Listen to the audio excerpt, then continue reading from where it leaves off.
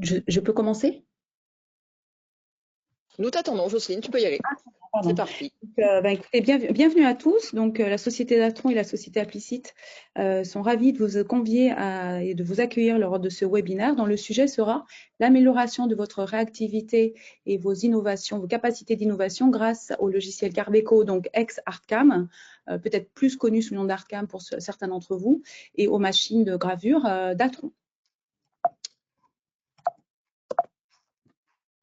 Donc, l'agenda est le suivant. Donc, effectivement, nous aurons d'abord une présentation des sociétés Applicite et Datron, donc par moi-même et Madame Goudgat. Ensuite, Clément Vinot, qui est notre expert en gravure, présentera un cas d'application et expliquera comment donner vie à vos gravures en modelé grâce aux solutions ex-Artcam, donc Carveco. Ensuite, nous aurons une présentation de Benoît de la société Datron sur l'impact de la matière en production sur les centres de gravure Datron. Et ensuite, nous avons l'opportunité, la chance d'avoir Monsieur Joël Landois de la société Créanog, hein, qui est graveur, qui nous parlera d'un projet d'application qui est une invitation Dior Avenue Montaigne, donc avec la modélisation avec Armeco et le décor à la main. Donc ensuite, nous finirons par un échange avec, si le temps nous le permet, un échange avec les réponses à vos questions. Donc le tout, c'est que ça marche. Donc, Applicite fait partie d'un groupe qui s'appelle Neseo, qui est un intégrateur de logiciels métiers. Alors, Autodesk pour certains outils comme Fusion sur la conception et la CAO 3D, mais également un logiciel de gravure qui s'appelle maintenant Carveco, qui a été développé par la société Delcam, qui a été rachetée par Autodesk en 2016. Et donc, nous sommes devenus, dès l'année 2019, le revendeur officiel du logiciel Carveco, et nous avons ainsi créé une division dédiée au métier de la FAO et de la gravure. Donc, nous sommes partout en France, bien sûr, et nous avons toute une équipe d'experts dédiés sur le sujet de la modélisation numérique au sens large, mais plus précisément de la FAO et de la gravure. Toutes ces équipes sont des ex-utilisateurs des solutions logicielles que nous commercialisons et qui participent au déploiement de ces solutions-là. Donc, je vais laisser Clément se présenter.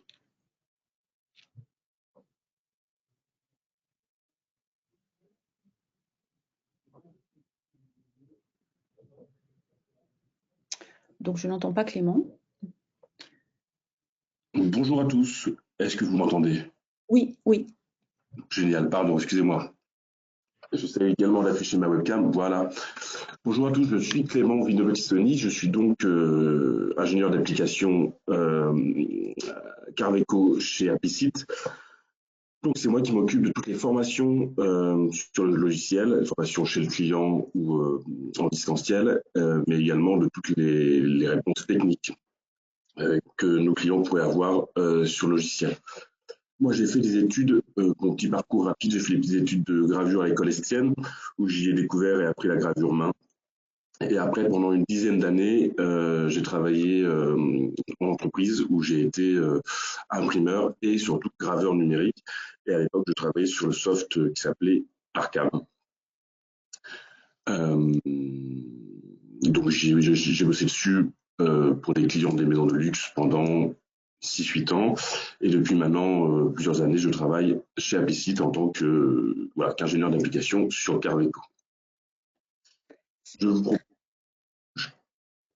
vous propose de vous faire une petite démonstration. Alors, effectivement, je laisserai la main ensuite, après la présentation de Stéphanie, à Clément qui fera la présentation du cas d'application. Donc, nos expertises sont sur les solutions Carveco, les solutions donc ex-Artcam qui permettent donc de faire du gravure, de la relief, de la texture. La présentation de Clément permettra d'avoir une vision exhaustive des capacités de cet outil. Donc, les solutions Carveco se déclinent en trois produits. Ceux qui ont connu Artcam retrouveront ici les trois produits en 2D, en 3D, ou alors la solution haut de gamme connue sous Artcam Pro à l'époque, qui est l'outil qu'on va présenter ce jour. Donc voilà quelques exemples de réalisations numériques faites par Clément ou Manuel dans le cadre de son travail. Donc voilà un exemple d'application. C'est intéressant de reprendre un cas de déploiement où on a vraiment délivré nos expertises à travers du support technique, donc de l'outline, déploiement des licences, puisque chez EuropaFi, tout est sécurisé en termes de licences, il faut être en mode sécurisé, les formations de base et de perfectionnement, la formation de modélisation pour bas-relief à destination de la gravure, et puis de l'amélioration de la performance. C'est aussi nos missions, c'est d'améliorer l'usage des outils et du métier chez nos clients. Bon, on voit d'autres références ici comme Pichard Balm, mais nous avons également comme client la Monnaie de Paris. Moi, j'ai pris quelques références, sachant qu'il est difficile d'être exhaustif, mais un peu catégorisé par métier. Donc voilà, tout ce qui est monnaie, insignes et décoration, tout ce qui va concerner davantage le luxe et la joaillerie. Et puis après, il peut y avoir tout ce qui peut être plutôt sur la partie enseigne ou signalétique. Et puis bien sûr, la partie plutôt photogravure et marquage avec des références diverses. Donc, les services proposés par Applicit, c'est du service de support technique. Il est essentiel d'apporter à nos clients un accompagnement pour l'utilisation quotidienne des outils, que ce soit pour des problématiques résolues d'ordre informatique, d'utilisation du logiciel et des nouvelles versions, ou de l'installation de logiciels différents, et puis la partie métier de la gravure pour la méthodologie, et Clément réalise souvent des formations personnalisées. Alors, on fait aussi de la programmation FAO, quand des clients veulent pouvoir avoir de notre part aussi des programmes qu'on va aller déployés chez les clients sur site. Et puis la prestation plus liée à la métier de la gravure, on a parlé de formation personnalisée, mais par exemple, ça peut être pour l'accompagnement de la mise en place de l'équipement global, où le client a besoin d'avoir un accompagnement sur le choix des machines, choix des matériaux. Alors, choix des machines, on est très, très associé à Datron, qui ont les outils les plus avancés, les technologies les plus avancées, les plus précises et pointues dans le domaine de la gravure, le choix des matériaux, bien sûr, et puis le conseil technique pour la mise en place du processus de fabrication. Donc voilà, des exemples d'audits qui nous permettent d'accompagner le client en faisant une espèce d'analyse des usages et pour apporter un avis très expert et qui vont se décliner derrière lors de formations qu'on va décliner. Nous sommes évidemment Calliope et donc on va faire une préparation au préalable. C'est souvent que Clément récupère des modèles, récupère des sujets et ensuite il va pouvoir construire un programme de formation dédié pour accompagner les clients. Donc voilà. Donc je vais passer la main à Stéphanie qui va nous présenter la société Datron. Merci.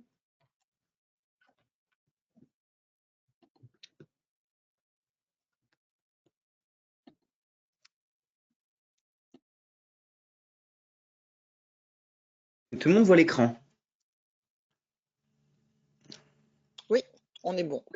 C'est parti. On va mettre juste la caméra 2 secondes. Alors, on va vous dire un petit bonjour. On va quand même mettre un petit coup la caméra pour vous faire coucou, pour démarrer. Puis après, on la coupera parce qu'au niveau réseau, après, ça a tendance à être en pointillé. Voilà. Bonjour à tous. Bonjour. Nous nous retrouvons ce matin pour parler gravure, un sujet qu'on aime beaucoup avec notre partenaire Applicit, parce qu'on a quand même installé pas mal de process chez beaucoup de gens, réalisé beaucoup d'essais. C'est une application qui nous plaît parce que on fait des choses très belles et c'est toujours sympa de parler gravure. Alors, je vais faire très vite en termes de présentation de Datron, puisque ce qui va être intéressant après, ça va être de laisser s'exprimer nos experts, mais une petite présentation rapide. Hop, que je fasse défiler. Ça ne marche pas. Voilà. Donc, je vais vous présenter rapidement Datron AG, notre maison mère, et puis la filiale française. Datron AG est donc une société allemande qui a été fondée en 1969, qui était expert de l'électronique et qui faisait surtout de la gravure pour des faces avant, qui a développé à la base des centres d'usinage pour les applications d'électronique, mais avec beaucoup de travail, avec des petits outils, des rotations élevées, donc qui a très vite développé des machines très adaptées à emmener des pointes à graver ou des petites fraises-boules. Aujourd'hui, Datron Allemagne, c'est 300 employés, un chiffre d'affaires en 2024 de 60 millions d'euros approximativement, plus de 6000 machines installées, dont beaucoup sur des applications de gravure aussi bien industrielles qu'artistiques, on va dire. C'est une société qui est connue pour être très innovante, qui dépose beaucoup de brevets, qui a des machines qui sont primées pour le design, qui a développé une interface complètement intuitive, tactile, qui associe un palpeur, un écran tactile et une caméra, donc breveté aussi, donc vraiment connue pour son côté innovant, intuitif, orienté application. Nous sommes basés, alors l'entreprise a été créée, on est autour de Francfort en fait, on a plusieurs sites en Allemagne. On a été créé à Multal, donc vous voyez le petit campus d'Atron, ça ressemble à un campus universitaire. L'activité a commencé dans un seul des bâtiments et puis petit à petit ils ont tout repris et ça devenait encore trop petit malgré tous ces bâtiments. Donc en 2011 on a pris un gros site industriel pour la production dans Darmstadt, où il y a une université avec un laboratoire qui étudie l'usinage, j'appelle ça à petit copeaux, donc l'UGV, et avec l'université avec laquelle on travaille beaucoup en collaboration pour faire beaucoup d'essais, aussi bien machines qu'outils. Et puis, bah, ça continue à être petit et surtout, c'est compliqué parce qu'on a aussi deux sites d'affûtage d'outils, donc ça fait 4 sites. Donc en termes de logistique et d'organisation, c'est compliqué. Alors, vous allez avoir droit à un premier scoop concernant Datron Allemagne. Voilà le scoop, regardez comme c'est beau. Datron est en train de construire un grand site sur Oberramstadt, donc tout près de Multal, hein, toujours à côté de Francfort. Un seul site où on doit déménager au printemps ou courant d'été, parce que le chantier est quand même pas tout à fait aussi avancé que prévu, comme toutes les constructions. Mais voilà, c'est en cours et nous aurons bientôt un beau grand site où tout va être regroupé. Pour que ce soit beaucoup plus facile de s'organiser et pour être plus performant et pouvoir encore grossir. Donc là, le site est prévu. Alors aujourd'hui, c'est 300 employés. Ils ont prévu de pouvoir, avec le bâtiment actuel, aller jusqu'à 400 employés. Et tout le gigantesque terrain derrière est à Datron pour pouvoir multiplier par 3 ou 4 l'étendue du bâtiment actuel. Donc ils sont vraiment projetés, construits en prévoyant l'avenir. Datron, donc c'est une présence mondiale avec des filiales ou des importateurs dans une trentaine de pays. La première vraie filiale, ça a été Datron France. On a démarré en 2013. Et puis, bah, ils se sont aperçus que c'était quand même ce qu'il y avait de mieux pour vraiment accentuer le travail à l'international. Donc, ils ont ensuite, alors les autres étaient tous d'anciens partenaires, mais ils ont investi dans d'autres vraies filiales en Autriche. En Allemagne, Slovaquie, République tchèque, Singapour, et puis Datron Dynamics, c'était un vieux partenaire et maintenant ils ont beaucoup de parts dans leur activité et c'est devenu une filiale. Alors Datron France, donc nous sommes filiale à 100% de Datron Allemagne. Nous avons démarré notre activité sur Pringy, à côté d'Annecy, dans un petit local en 2013, un tout petit local de 170 mètres carrés, à 3 personnes. Alors, je dis toujours 3 personnes plus 240, puisqu'on travaille en collaboration étroite avec l'équipe Datron Allemagne, qui à l'époque était 240. Aujourd'hui, alors nous sommes installés depuis 3 ans. Certains d'entre vous, d'ailleurs, ont participé à l'inauguration des nouveaux locaux.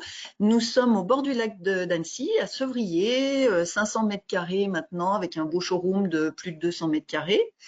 Une douzaine de personnes, plus 300, puisque l'Allemagne est maintenant aussi, ils sont maintenant aussi plus nombreux. Et pour la première fois, en 2024, nous avons franchi la barre des 5 millions d'euros de chiffre d'affaires, donc avec une belle croissance, puisqu'on a démarré la première année en étant totalement inconnu en France et que maintenant, le chiffre est exponentiel et on multiplie les machines. Alors, les produits et compétences de Datron France.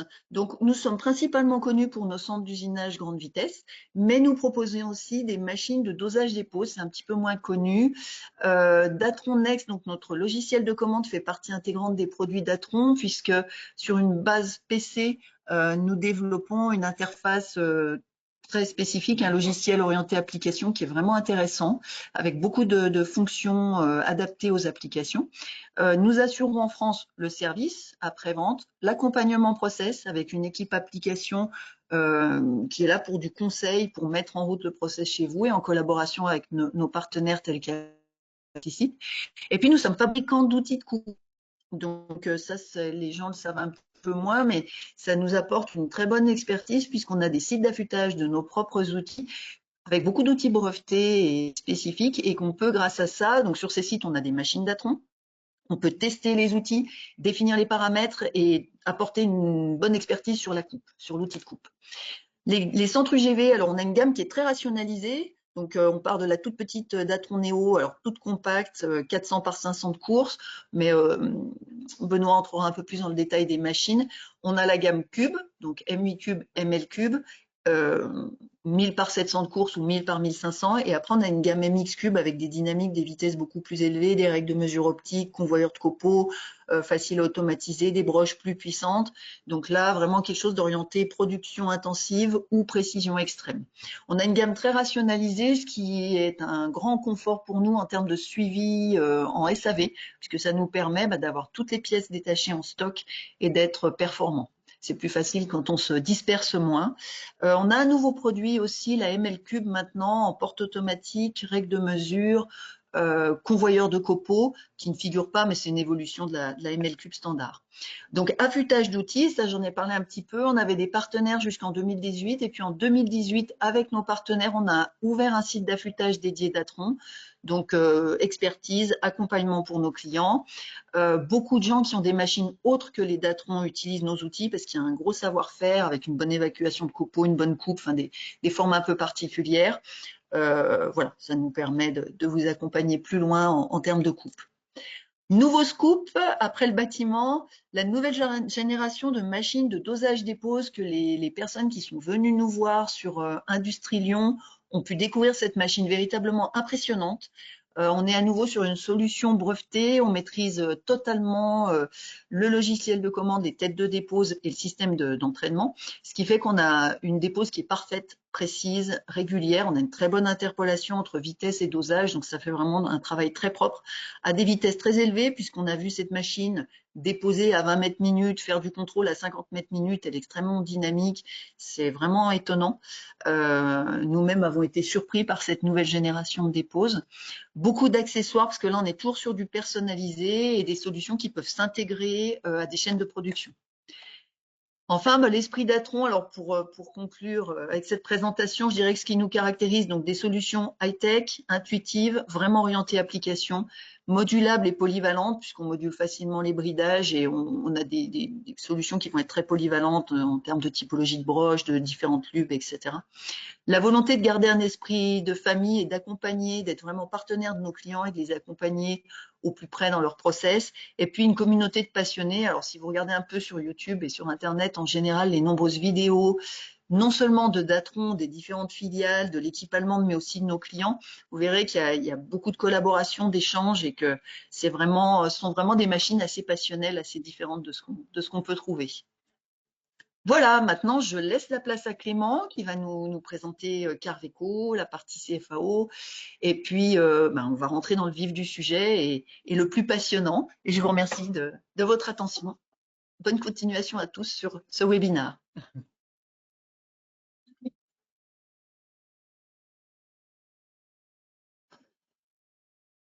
À nouveau, bonjour à tous.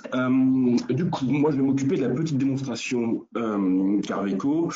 Aujourd'hui, ce matin, on va prendre 20-30 minutes pour vous présenter un exemple de ce qu'on peut faire sur Carveco. Ça sera vraiment une démonstration légère. On va voir peut-être 5% de ce que peut faire le logiciel.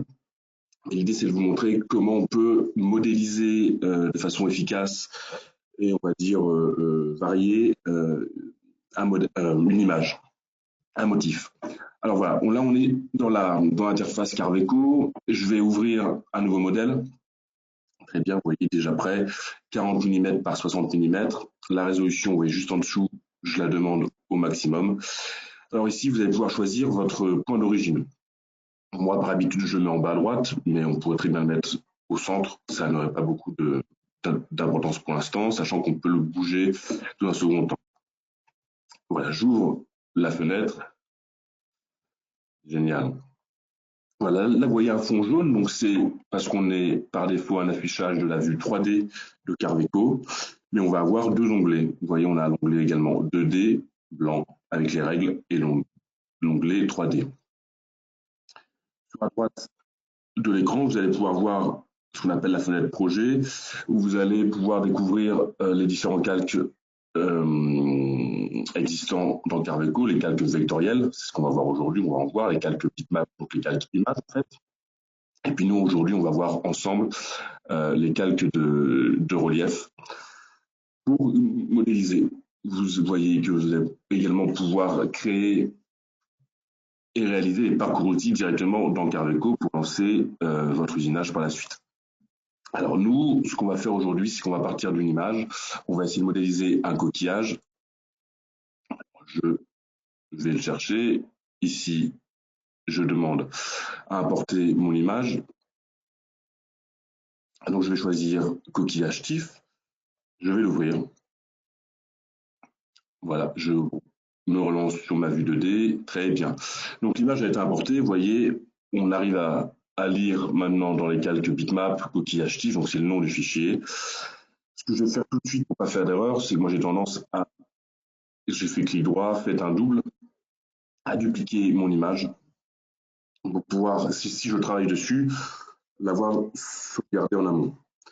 Alors, ce qu'on va faire, c'est qu'on va essayer de modéliser un bas-relief qui pourrait être utilisé, par exemple, pour réaliser un gaufrage, ou alors un bas-relief pour la fonte ou de l'injection plastique, par exemple. Donc, à partir de cette image, je vais avoir besoin de créer des formes vectorielles. Pour ça, en fait, je vais venir vectoriser cette image. On a un outil ici qui s'appelle bitmap en vecteur. Donc, c'est exactement ça quand on traduit. Je vais la mettre ici. Donc, dans cet outil, on commence par me proposer de réduire le nombre de couleurs pour aider la vectorisation.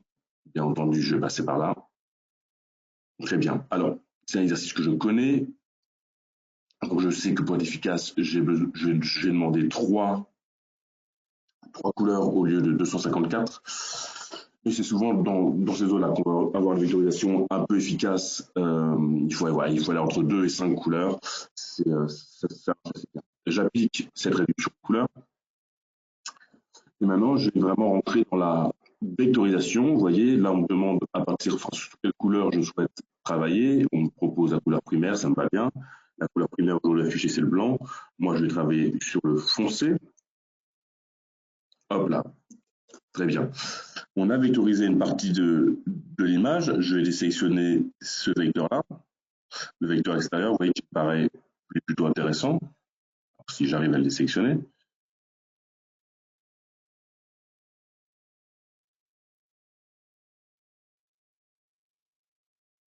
Ah.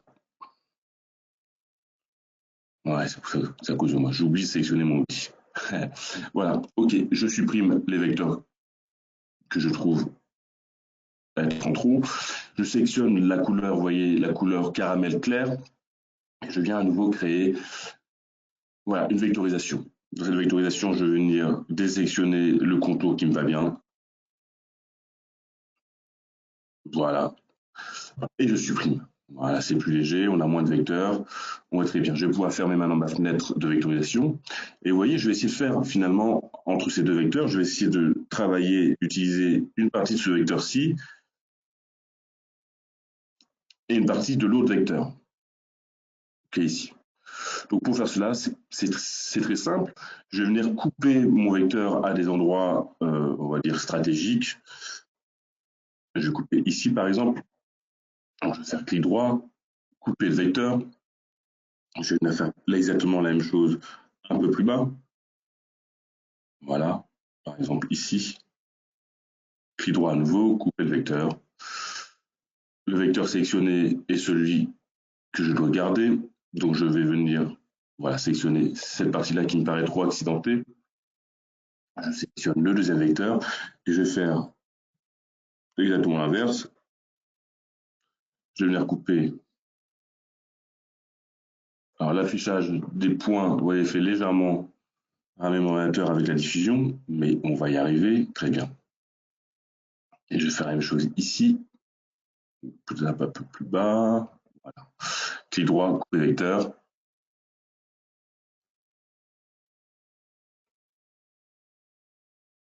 Je vais sélectionner l'entièreté des vecteurs.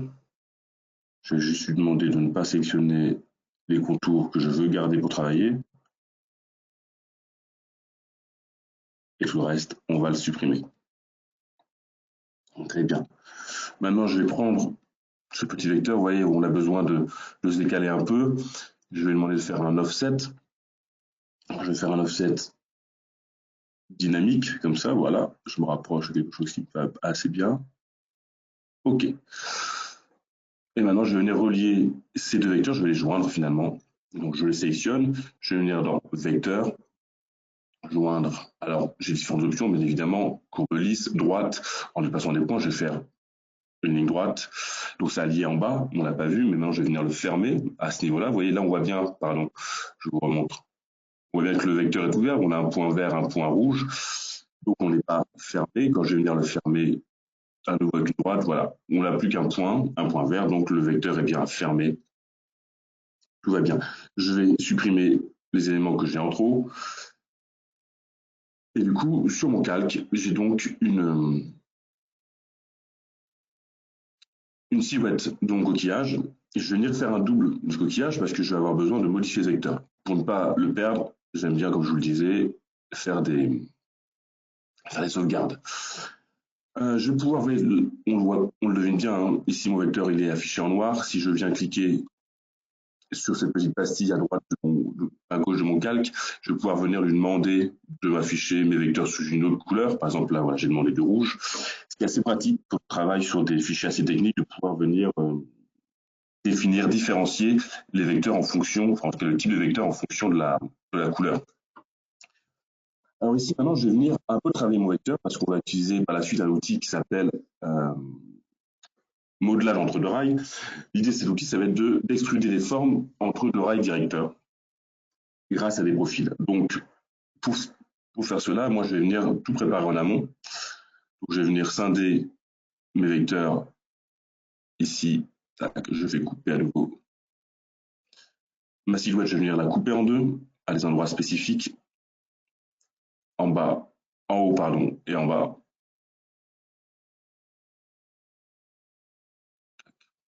Couper. Très bien. Donc là, vous voyez, on a bien deux vecteurs.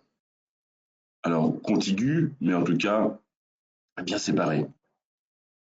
Je vais venir maintenant tracer. Hop, ça a l'air d'être trop grand. Très bien. Créer. Je vais venir tracer maintenant les profils. Les profils qui vont servir de coupe, les profils de coupe, qui vont servir pour l'extrusion des volumes.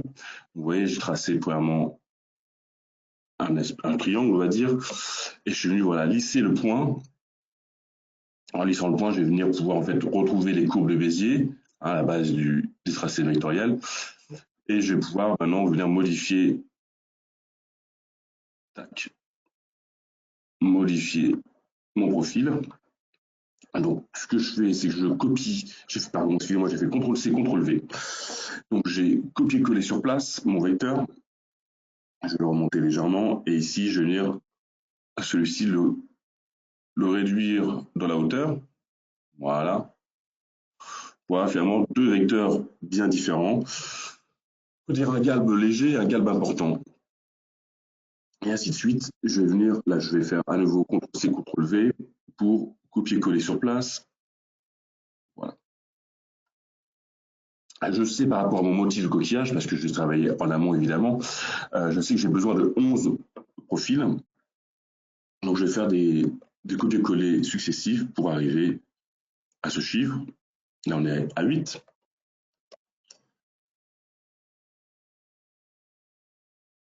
Et là nous sommes à 12. Moins 1. 11 profils. Donc tout est, en l'occurrence, tout est logique. On va commencer par un profil avec un galbe léger, on finira par un profil avec un galbe léger.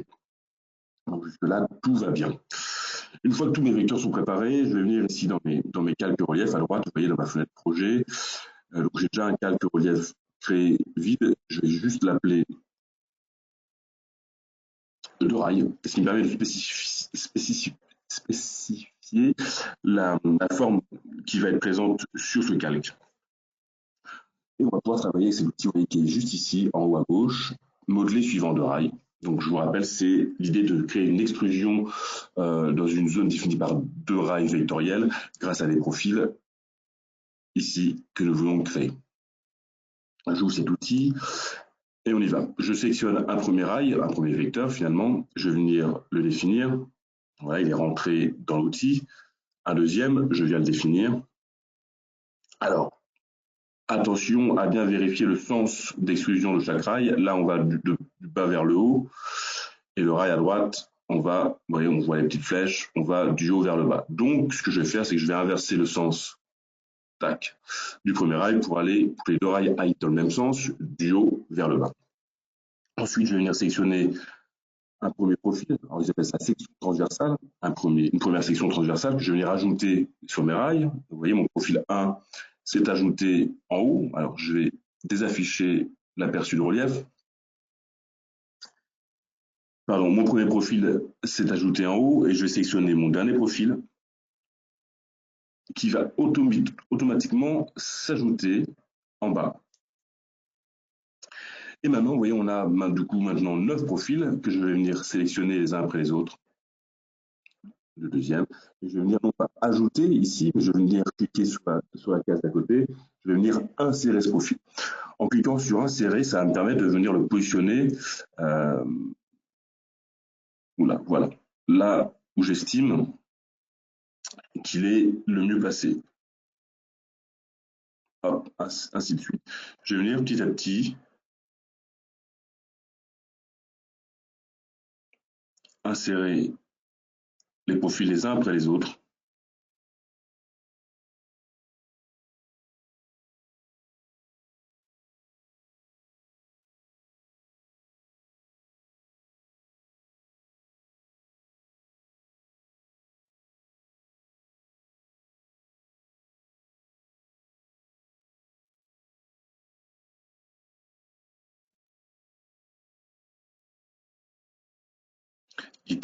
L'idée étant, vous l'avez compris, que les profils avec le galbe le plus léger se retrouvent positionnés à l'endroit du coquillage où le volume retombe, et les profils avec le relief, le galbe le plus fort, pardon, positionnés là où, sur le coquillage, où on a cette espèce de couronne, de bombée. Voilà, donc là, un léger que j'ai positionné dans le creux du coquillage. Et le dernier profil, tac, que je viens positionner vraiment sur le, on va dire sur le ventre, hein, là où le coquillage est le plus en volume, ainsi. Maintenant, je vous présente. Alors, je vais afficher le jaune seulement. Voilà, très bien. Voilà. Ici, on a bien du coup une modélisation de l'extrusion. Alors, ce qui est intéressant, vous voyez, je vais essayer de vous montrer rapidement. J'espère que ça ne va pas programmer sur l'affichage. On pourrait, par exemple, là, voilà, on est. Alors, je vais prendre celui-ci, le 8. Le 8, il correspond à cette zone-là. Et si je viens, vous voyez, par exemple, moduler mon vecteur, et bien en direct, le relief va suivre. Donc ça, c'est quand même assez génial, parce que ça permet une grande liberté de création dans tous ces outils de relief avancé. Alors, je ne perds pas trop de temps à vous montrer forcément tout ça. Voilà, j'aime bien le comptabilité. Là, grosso modo, on est pas mal selon moi. Alors, les stries que vous avez tout le long du volume ne sont pas dues au logiciel, elles sont dues au tracé vectoriel que j'ai fait au début. Oui, si je reviens ici, on voit bien qu'on est sur un vecteur assez cassé, assez accidenté. Si on avait un vecteur plus lisse, on n'aurait pas toutes ces petites stries. Alors, je ne m'embête pas, en l'occurrence, sur cet exemple-là, à lisser toutes ces stries parce que ça va assez bien avec le motif. Ça reproduit un peu les stries naturelles du coquillage. Donc, je vais rester comme ça, tout va bien. Je vais venir appliquer ce relief. Très bien. Vous voyez, du coup, ce relief, il est affiché sous ce calque. On est à droite, dans la fenêtre projet. Sous calque de rail, pardon. Il est venu se créer ici. Je vais néanmoins venir créer un nouveau calque relief que je vais appeler base. Je vais appeler base et je vais le positionner en dessous du calque de rail. Alors, pourquoi une base? Parce que vous voyez, ça a tendance un peu à être pas forcément très bien défini. C'est-à-dire que quand on se rapproche, effectivement, on voit très bien le bord du relief, mais de loin, voilà, à l'échelle, bon, je trouve on définit pas très bien le bord du motif. Alors, je vais désafficher le calque de rail. Sur la 2D, je vais désafficher également. Alors déjà, je vais désafficher l'image réduite en bitmap. Je vais revenir sur le blanc et je vais désafficher le calque vectoriel, vous voyez, rouge. le copier, je vais venir sur le calque par défaut noir, que j'affiche maintenant. Et là, je retrouve mon vecteur, vous voyez, de silhouette qu'on a défini au tout début. Et avec ce vecteur, je vais ouvrir en haut à gauche, vous voyez ici, l'éditeur de forme. L'éditeur de forme est un outil qui va nous permettre de créer des formes. Vous voyez, on les lit ici, rondes. Alors, carré, c'est pyramidal finalement, ou des plans. En l'occurrence, je vais choisir une forme ronde. On va se mettre là, hop, sur très bien. Une forme ronde sur laquelle je vais demander de limiter la hauteur maximale à 0,05 mm. Donc ça veut dire qu'en fait, la forme qu'on a créée va au maximum à 0,05 mm et que le bord de cette forme, là on le devine beaucoup mieux, le bord de cette forme par contre connaît un arrondi, parce qu'on est sur du rond, à 45 degrés. Donc pour moi ça me va bien, j'ai une petite attaque, j'applique. Et vous voyez, on a bien effectivement, maintenant si j'affiche mes deux calques, on a bien une légère différence. Vous voyez, quand j'applique la base en plus du de rail, voilà, on décroche légèrement. C'est léger, mais en tout cas, par exemple, à l'impression en gaufrage, ça peut vraiment aider à venir différencier le motif du niveau 0 du papier. Ce que je vais ajouter également, c'est que je vais ajouter un galbe global. Donc, je vais les afficher à nouveau le rail. Voilà, je vais rester sur mon calque galbe. Je vais garder en sélection mon vecteur de silhouette. J'ouvre à nouveau mon éditeur de forme, pardon, qui, lui, petit malin qu'il est, a gardé en mémoire les paramètres choisis précédemment. Donc là, je vais revenir en arrière, je vais lui demander aucune limite de creux, mais je vais lui demander quand même d'avoir un galbe à 20 degrés, voire même beaucoup plus bas, 10 degrés. Ça sera largement suffisant. J'applique. C'est bon. Et maintenant, vous voyez, quand j'affiche l'entièreté de mes calques, de mes calques reliefs, on arrive à cela. Alors, on est bien évidemment un peu trop creux, même trop creux, mais on va pouvoir gérer tout ça à la fin parce qu'on a créé des calques différents. Chaque étape de relief est sur un calque différent. Donc finalement, ce qu'on va faire maintenant, c'est qu'on va essayer de donner un peu plus de vie à notre coquillage à travers une petite étape. Alors je vais aller vite pour pas qu'on y passe trop de temps. On peut travailler ça beaucoup plus en détail. Ce que je vais essayer de vous montrer, c'est essayer de donner un peu de vie à cette couronne. Vous voyez ici, on voit bien qu'il y a des bosses, et à celle-ci aussi. Donc je vais vous montrer rapidement comment on peut faire, mais on peut effectivement aller beaucoup plus loin que ce que je vais vous montrer moi. Alors on y va. Je vais rester sur mon calque par défaut. Je prends un outil de tracé vectoriel. Et on y va. Je vais ici, vous voyez, définir, finalement je fais un clic continu pour créer cette forme vectorielle lisse. Et je vais venir ainsi définir des zones ovoïdes un peu. Hein.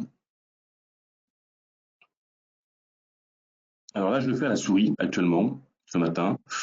Mais ça marche très bien. On a beaucoup de clients qui le font avec des stylets, que ce soit un stylet classique ou même, vous savez, les tablettes, par exemple Wacom, qui sont les tablettes écran, où vous venez directement dessiner sur l'écran, ce qui amène une facilité de travail par rapport aux outils qu'on va voir, qui sont les outils de sculpture digitale. Vraiment, c'est fabuleux. Voilà, vraiment, vous voyez, je fais des formes un peu irrégulières, c'est pas grave, on est sur un motif vivant.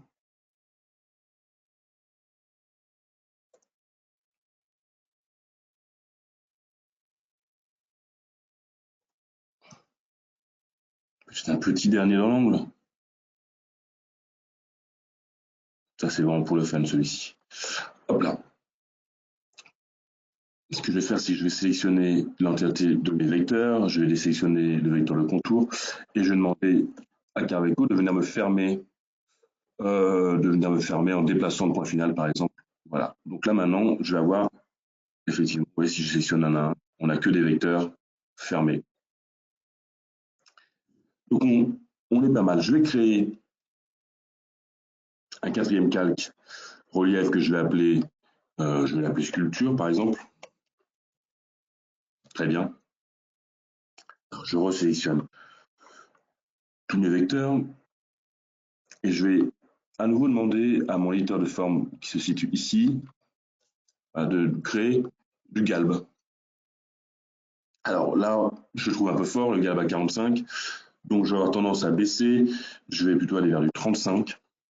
Vous voyez, ça me paraît largement suffisant. Allez, j'applique. Et maintenant, avec les petits outils qui se situent, vous voyez, ici, à gauche, le long de la colonne de gauche, on va pouvoir venir modifier, je vais dire manuellement, le relief qu'on vient de créer. Alors, on va commencer par faire de l'ébavurage. Donc, l'ébavurage, on va venir, en fait, étirer les galbes que l'on vient de créer. Si vous accélérez un peu. Voilà, on va travailler sur le rayon de notre ébavurage. Là, on est pas mal, je pense. Et vous voyez, je vais venir comme ça. Finalement, je viens étirer non pas tous les reliefs, mais parce que là, je travaille que sur mon relief, pardon, que sur mon calque de sculpture. Donc, sur mon calque de sculpture, ne sont présents que ces galbes, vous voyez, un peu patatoïdes, des petites cornes de la coquillage. Donc, je viens comme ça étirer légèrement pour aider à avoir voilà, quelque chose d'un peu plus vivant, d'un peu plus réel. Hop. Voilà, on va descendre un peu le rayon. Voilà, c'est pas mal ça. On va faire la même chose sur le cran dessus. Là, peut-être que je peux remonter un peu pour le coup. Voilà, parfait.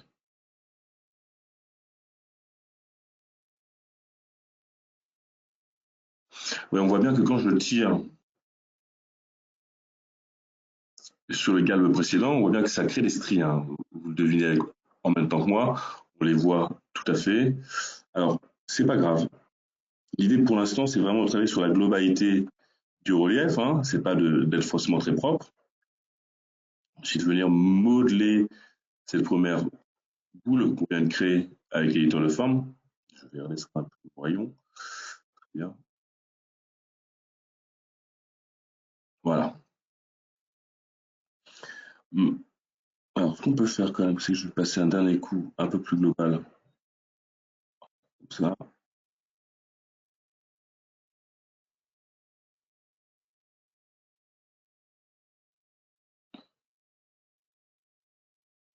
Ok, on va faire un peu pareil ici. En s'éloignant, effectivement, on lit les choses un peu différemment. Ok. Je vais prendre maintenant un deuxième outil, toujours qui est situé dans la grande famille des outils de sculpture. C'est l'outil qu'on appelle lisser. Ouais, c'est cette goutte-là, la goutte jaune. L'outil de lissage, il va venir justement, lui, enlever un peu les traces qu'on a créées à l'instant. Alors, je vais réduire mon rayon, très bien. Et vous voyez, je vais venir ici, voilà, ça va lisser. Alors, ça n'enlève pas les traces du volume qu'on a créé avec le dorail, mais peu importe, par contre, ça va enlever les traces. Alors, peut-être vous affichez les calques précédents. Là-bas, je l'enlève, le galbe et le dorail. Ouais, maintenant, on n'est plus que sur cela, vous voyez.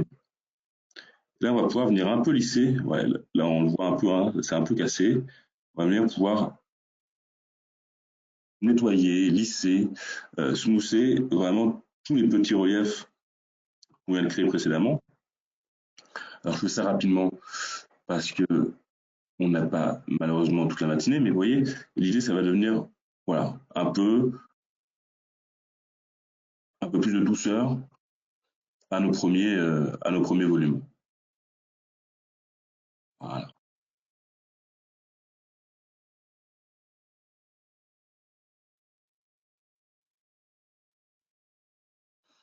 Maintenant, je vais rafficher l'entièreté des calques. Très bien. Ça me paraît pas mal. Ma sculpture est un peu haute, donc je vais venir la réduire, pardon, un peu creuse, en Z, excusez-moi. Je vais venir la réduire en travaillant cet outil-là, qui vient de s'afficher, je vous remonte, mettre à l'échelle le relief. C'est un outil qui va nous permettre de venir choisir le Z présent sur le calque relief. Là, vous voyez, on est à 0,638 mm. Moi, je vais demander 0,2, je pense que ce sera largement suffisant pour la structure. Enfin, vous voyez, on est sur un facteur d'échelle de 0. Ah, parce que j'ai fait j'ai mis un 2 entre, excusez-moi. Voilà, de 0,3. Et j'applique. Donc, vous voyez, maintenant, on est quand même sur une sculpture qui est beaucoup plus douce, qui va être beaucoup plus adaptée avec le reste des volumes. On a une dernière étape à mettre en place, c'est l'étape, je vous affiche la 2D, voilà, très bien. Cette étape, on va utiliser finalement l'image que nous avons en fond ici, je vous affiche, on va utiliser cette image de fond pour créer une texture qu'on va venir plaquer ensuite sur les reliefs. Alors pour faire ça, c'est assez simple, avec Carveco, vous allez avoir la possibilité de créer un calque relief, finalement c'est créer un volume, une texture à partir de l'image. Je clique ici. Bon, alors Carveco a toujours tendance à demander ou à proposer des hauteurs un peu gigantesques. Moi, je pense que aux alentours de 0,3 mm de texture, on va être pas mal. Donc, j'applique. Lui travaille comme un grand. Je pense qu'il a terminé. Voilà. Et je viens ici sur ma 3D. Et vous voyez, on peut tout de suite constater qu'on a bien une texture qui vient de se créer. Alors, la texture, et si je me mets ici, ce qui apparaît en jaune, c'est l'aperçu du calque relief sélectionné. Donc lui, on voit bien que la texture a été appliquée à toute l'image. Sauf que nous, la texture, on n'a pas besoin partout, on a besoin vraiment que sur le coquillage. Donc j'ai resélectionné le vecteur de frontière, de silhouette, et je vais venir supprimer, remettre à zéro le relief en dehors de ce vecteur. Voilà, donc là, vous voyez, on a du relief jaune que sur notre coquillage. C'est exactement ce qu'on cherchait à faire.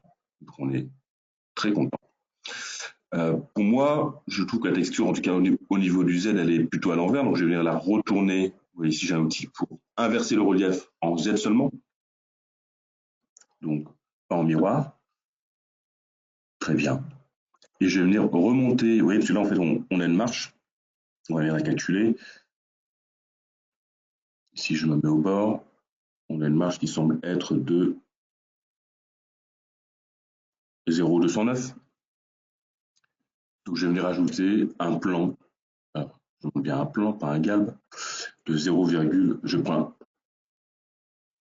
un peu de marge. Voilà. 0,210. Bon, on ne va pas se prendre de marge. On va le faire tout juste. Très bien. Et j'applique. Donc là, on a la texture dans le bon sens. Vous voyez, on avait sur l'image de base, je vais vous la montrer ici. J'efface mon vectoriel. Mais vous voyez, on le devine, si je zoome, on devine, vous savez, le filigrane du stock photo, DreamSteam. Et ben on le retrouve dans la résolution, on le retrouve vraiment ici. On arrive à le deviner. Vous avez un D, un R, un E, DreamSteam. Donc, on a vraiment une grande fidélité de transcription entre l'image et la texture qu'on est en train de créer. La texture, vous voyez, elle est pas mal, mais moi, je la trouve un peu nerveuse, un peu, on va dire, un peu bitmap, parce que la résolution de l'image étant pas parfaite. Ce que je vais faire, c'est que je vais lisser la globalité du relief pour arrondir un peu tout ça, pour retrouver quelque chose d'un peu vivant. Dans ma tête, il faut que je lisse à 25, voilà, très bien. Ouais, c'est pas mal, et je viens appliquer, tout simplement. Et voilà, là on a la texture qui me paraît pas mal. On va vérifier la hauteur de la texture. Je pense qu'il faut qu'on soit à 0,3. Oui, on a 0,231, c'est pas mal. Peut-être qu'on peut mettre 0,25 quand même. Hop. Et après, on va aller vérifier. On va tout afficher. La base, je sais qu'on est bon. Le galbe, je pense qu'on va être un peu haut sur le galbe. Donc, vous voyez, avec cet outil, comme j'ai créé tous mes volumes sur des calques différents, je vais pouvoir maintenant, dans un second temps, venir un peu gérer les différentes hauteurs des différents éléments, pour venir harmoniser tous mes reliefs les uns avec les autres. Donc, le galbe, vous voyez, on était à 1 et 1,015, je demande 0,5. Alors voilà, celui-ci va être très creux, je pense. trop creux en tout cas. Sur le Dorail, on est à 3 mm 687. Je pense qu'à 2, on sera largement suffisant. Très bien. Et alors la sculpture, dernière étape. La sculpture, je pense qu'à 0,2, on est pas mal. 0,2, on est pas mal. Et bon, on reste comme on est. Et voilà, là vous avez du coup, vous voyez, une modélisation du coquillage. Alors, effectivement, moi tout de suite, je remarque qu'on aurait tendance ici à être un peu trop visible au niveau de la texture, vous voyez, de cette première couronne. J'aurais tendance à vouloir lisser encore. J'aurais même tendance à vouloir créer entre ces petits boudins positifs en relief, créer le contre-coup un peu en creux, hein, en concave, pour venir donner vraiment une vie beaucoup plus intéressante au motif. Mais en tout cas, j'ai pu vous montrer rapidement comment on peut, à travers premièrement des calques, mais aussi des outils vectoriels, des outils bitmap ou des outils de relief, enfin, qu'on vient de voir, hein, des outils de relief simples comme l'éditeur de forme ou plus avancés comme le modelage suivant de rail. Comment on peut également, grâce à une image et à la création d'une texture, comment on peut, à travers tous ces différents éléments assez simples d'utilisation, les faire se succéder pour mettre en place, pour créer voilà, un motif modelé, assez efficace. Alors tout est perfectible. Si on avait un peu plus de temps, on viendrait effectivement sculpter un peu mieux les choses. Peut-être qu'on viendrait même travailler sur le derail pour avoir quelque chose d'un peu plus travaillé. Mais en tout cas, l'idée est là. On vient passer une demi-heure. Si on y passe une heure, on arrive vraiment à finaliser les choses de manière beaucoup plus poussée parce que là, on va venir travailler sur le détail, voilà, sur la sculpture et sur le modelage. En tout cas, rapidement, Carveco est un outil assez efficace pour créer des bas-reliefs qui peuvent être gravés par la suite. Et d'ailleurs, Carveco peut effectivement mettre en place et réaliser les parcours d'outils. Mais ça, c'est mon camarade Benoît qui va pouvoir vous présenter cette étape-là. Et en tout cas, je vous remercie beaucoup de votre attention. Super. Alors, je vais enchaîner sur la partie suivante. J'en profite pour vous inviter à poser des questions si vous en avez dans l'onglet associé. On pourra y répondre à la fin. Si jamais vous avez des questions, on aura un temps dédié pour ça. Alors, hop. Voilà. Très bien. Alors, je vais enchaîner sur la partie liée plutôt à ce qui va être process sur la partie usinage, réalisation, etc. Donc, on va d'abord parler de la partie paramétrage et préparation à l'usinage. Ensuite, on évoquera le choix de l'outillage, de la matière et on terminera par la partie machine et usinage. Alors, Clément nous a présenté rapidement la partie CAO de Carveco. Je vais évoquer avec vous rapidement la puissance de ce logiciel sur la partie réalisation de parcours, qui est pour moi vraiment un outil qui est vraiment très puissant dans Carveco. On a possibilité de réaliser donc tout ce qui va être 2D, notamment avec la gravure intelligente, on va pouvoir venir faire tout ce qui va être dorure, gaufrage, avec des modules qui vont permettre à la fois de faire des ébauches et à la fois des finitions, de prendre en compte les surépaisseurs, des ébauches avec des fraises à denture droite et des finitions avec des pointes à graver avec des angles variés. Donc c'est vraiment un outil qui va être assez puissant. On a également possibilité de sauvegarder des configurations pour des modèles spécifiques. Donc ce qui est vraiment un gain de temps pour la partie préparation de parcours. Ça augmente grandement la réactivité sur la réalisation des clichés. Et sur la partie dorure, enfin sur la partie vraiment liée tout ce qui va être galbe 3D, on a des fonctions qui sont spécifiques pour ça également, avec lequel on va avoir beaucoup de choix de stratégies pour la réalisation des gravures. Ça va permettre de s'adapter notamment à la forme des modèles, à la forme des gravures que vous allez avoir, et ça va offrir justement une pluridisciplinarité qui va être vraiment pertinente pour la réalisation des gravures. Alors, le choix des stratégies va évidemment être très important dans la fabrication du parcours en lui-même. Alors, ce qu'on va essayer d'aller chercher pour avoir un modèle et un rendu qui soit le plus joli et le plus détaillé possible, c'est un parcours qui va être vraiment homogène dans les passes et dans les parcours d'outils qu'on va venir générer. Alors, je vous ai mis 3 exemples ici à l'écran. Vous avez balayage, le décalage 3D et puis le décalage 3D en spirale, enfin le décalage en spirale. Sur le décalage 3D, on va par exemple voir des sorties d'outils, donc entrées et sorties multiples. Donc ça, c'est des choses, des petits points qui vont venir se voir sur la réalisation finale et sur la gravure finale une fois le parcours réalisé. Sur les décalages en spirale, on va avoir des passes qui vont être légèrement hétérogènes, ce qui va également impacter un peu la qualité finale de l'usinage. Donc tout ça, c'est évidemment des choses qu'on peut modifier sur Carveco et que l'on peut ajuster, mais dans l'ensemble, le choix de la stratégie va vraiment avoir un impact et se rapprocher de quelque chose de vraiment homogène va améliorer le rendu et le niveau de détail.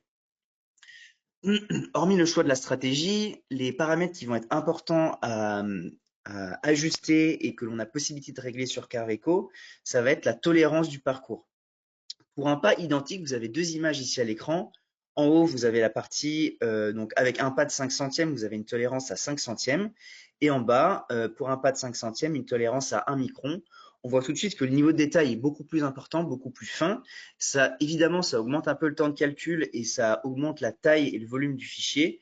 Néanmoins, on voit tout de suite la différence d'impact et de qualité en termes de niveau de détail et de finesse.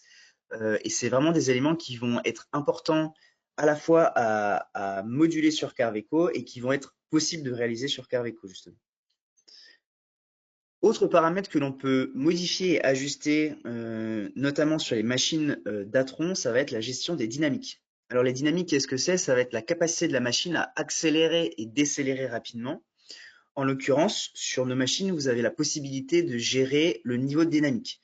En l'occurrence, quand on va venir faire des ébauches, donc enlever beaucoup de matière, on va vouloir aller vite, on va utiliser des dynamiques qui vont être importantes, donc en l'occurrence des dynamiques 5.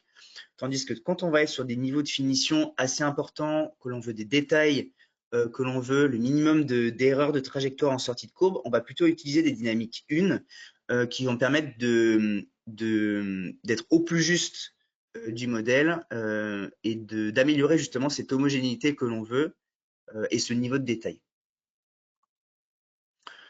Alors si je peux rapidement parler du coquillage que Clément a réalisé tout à l'heure, donc en l'occurrence la stratégie que l'on a utilisée et qu'on vous présentera par la suite sur la réalisation du coquillage, on a d'abord fait une ébauche avec une fraise à denture droite, donc pour enlever le maximum de matière. Ensuite une semi-finition pour enlever le maximum de matière restante et s'approcher du modèle fini au plus juste en étant une petite surépaisseur à la fraise boule ici et une dernière finition ici uniquement sur le coquillage avec une fraise de diamètre 0,6 il me semble pour venir obtenir le niveau de détail et de finition souhaité. Alors si je peux enchaîner sur la partie outillage, il y a pour moi 3 principaux outils indispensables pour tout graveur sur la réalisation de ce type de gravure et de cliché. La première, ça va être l'utilisation des outils d'ébauche. Chez nous, ça va être donc des fraises une dent, des fraises à denture droite. Ici, on vous présente les 4 en 1. Les 4 en 1, elles ont vraiment l'avantage et l'intérêt d'être équilibrées, doublement polies, c'est-à-dire qu'elles vont avoir une coupe qui va être à l'aspect beaucoup plus brillant. Elles vont avoir des performances qui vont être plus importantes que des fraises à denture droite classiques, des durées de vie également meilleures. Donc, on a toute une gamme ici qui vous permettront justement d'enlever un maximum de matière et d'avoir une efficacité assez importante pour tout ce qui est ébauche de la partie gravure. Ensuite, on a les fraises sphériques. Donc, en l'occurrence, nous, c'est des fraises qui vont être utilisées pour la réalisation de tout ce qui va être 3D. Ici, en l'occurrence, les fraises que l'on utilise majoritairement, ça va être les fraises 2 dents revêtues. Puisqu'on va avoir une durée de vie un peu supérieure par rapport au classique. Elles vont avoir des avances qui vont être également supérieures. On a une gamme qui va aller de la fraise assez fine, donc diamètre 0,4 jusqu'à environ 3 mm, qui vont permettre de faire tout un panel de finition et de semi-finition. Et enfin, on termine par les pointes à graver, l'outil indispensable de tout graveur. Donc là, on va aller sur des pointes qui vont être vraiment beaucoup plus fines. On a également sorti donc une nouvelle gamme récemment, une gamme de pointes à graver qui va avoir des meilleures performances, notamment pour tout ce qui va être dans la gravure dans le dur. et notamment une gamme avec donc pointe à graver sphérique en bout de pointe, ce qui va permettre de réaliser tout ce qui va être gravure 3D, mais vraiment très fine, notamment dans la gravure dans du dur.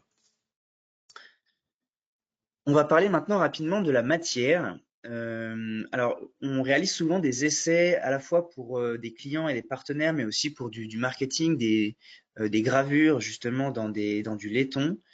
On a constaté que la qualité et le choix du laiton avaient vraiment un impact significatif sur le rendu final des outillages. On va vous parler donc notamment de deux types de laiton. Le laiton, on va dire standard, et le laiton type premium. Donc le laiton premium, il a été fourni par Codipac France, donc c'est un de nos partenaires sur la fourniture des matières. L'avantage d'un laiton qui va être typé premium, il va être le suivant. Donc le premier, c'est l'avantage, donc le laiton va être recuit. C'est-à-dire que quand vous allez mettre en place la matière sur la table, que l'on va venir faire des opérations, des surfaçages, la matière a tendance à fléchir habituellement et le recuit va limiter en fait cette flexion de matière. On vous la présentera rapidement dans une vidéo ensuite, mais ça peut vraiment être gênant dans la réalisation des clichés, dans la précision au niveau du Z. Donc le recuit va vraiment éviter ce phénomène-là. De plus, le laiton premium va avoir une tolérance au niveau de l'épaisseur qui va être plus fine, ce qui peut permettre, suivant certains process, de ne pas surfacer. Et la composition va être un petit peu mieux maîtrisée avec quelques pourcentages de plomb pour améliorer la lubrification et l'usinabilité. Alors, on va vous présenter une petite vidéo que l'on a postée récemment sur les réseaux et que l'on a fait en partenariat avec Codipag, justement pour vous parler de cette partie usinage et enfin laiton, l'impact de la matière plutôt.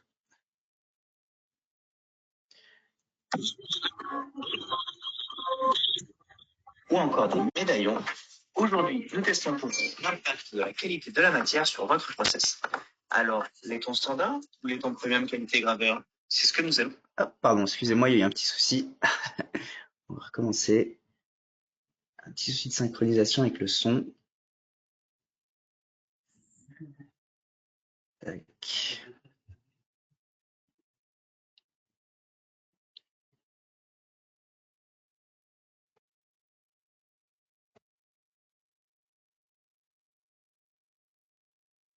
Vous êtes graveur? Vous réalisez des gravures de type coffrage, dorure ou encore des médaillons. On va vous laisser juste la vidéo avec le texte et le son. Hop. Voilà. Ouf.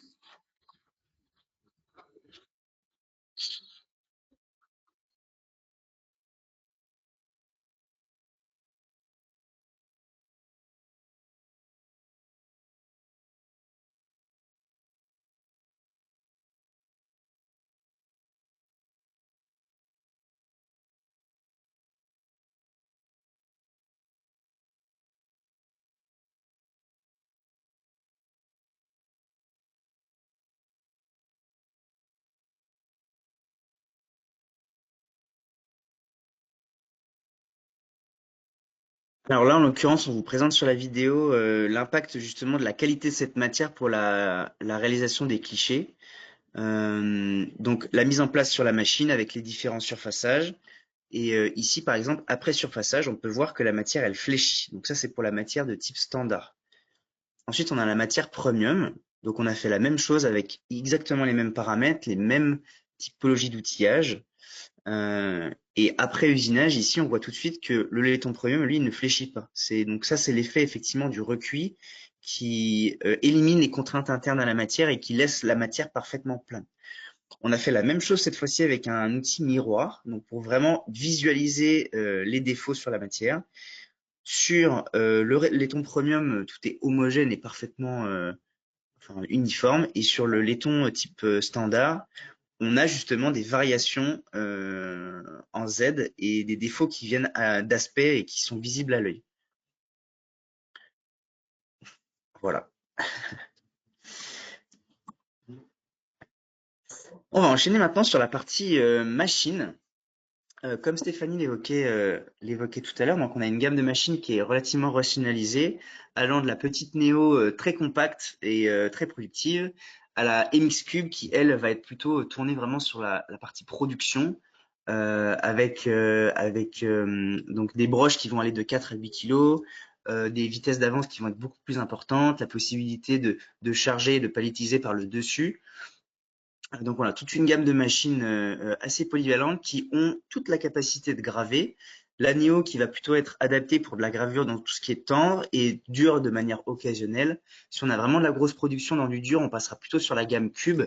Et toutes ces machines donc, vont avoir différentes spécificités. La limite cube qui va être plutôt, qui va avoir des courses de 1000 par 800 avec une gamme de broches assez polyvalente. La ML qui va, elle, avoir des courses beaucoup plus importantes, 1500 par 1000.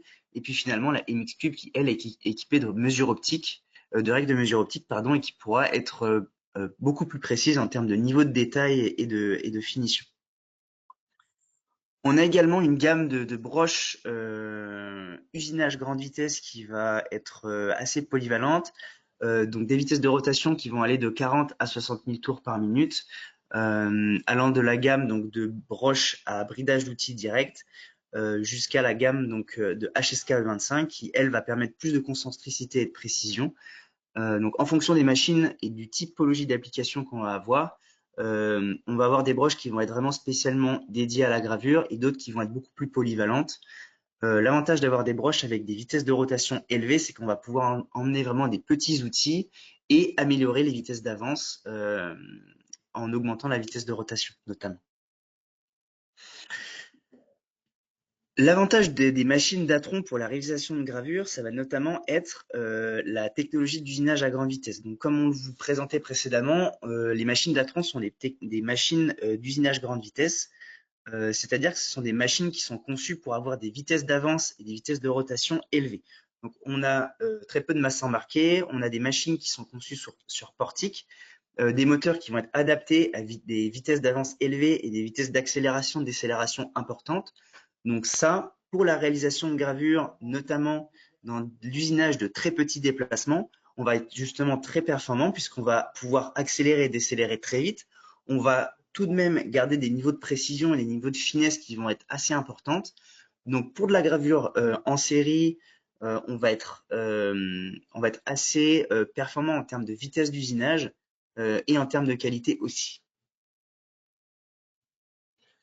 On a également des accessoires sur la machine qui vont permettre de faciliter un petit peu la vie du graveur pour la mise en place des clichés à l'intérieur de la machine et pour tout ce qui va être mise en place et repositionnement. Donc on a un palpeur matière qui lui va permettre de positionner l'origine à des endroits vraiment très précis sur la matière, qui va également permettre de pouvoir faire des reprises dans le cas où effectivement il y a des clichés qui ont des petits détails qui ont été oubliés ou alors quelques perçages ou des petits taraudages à réaliser.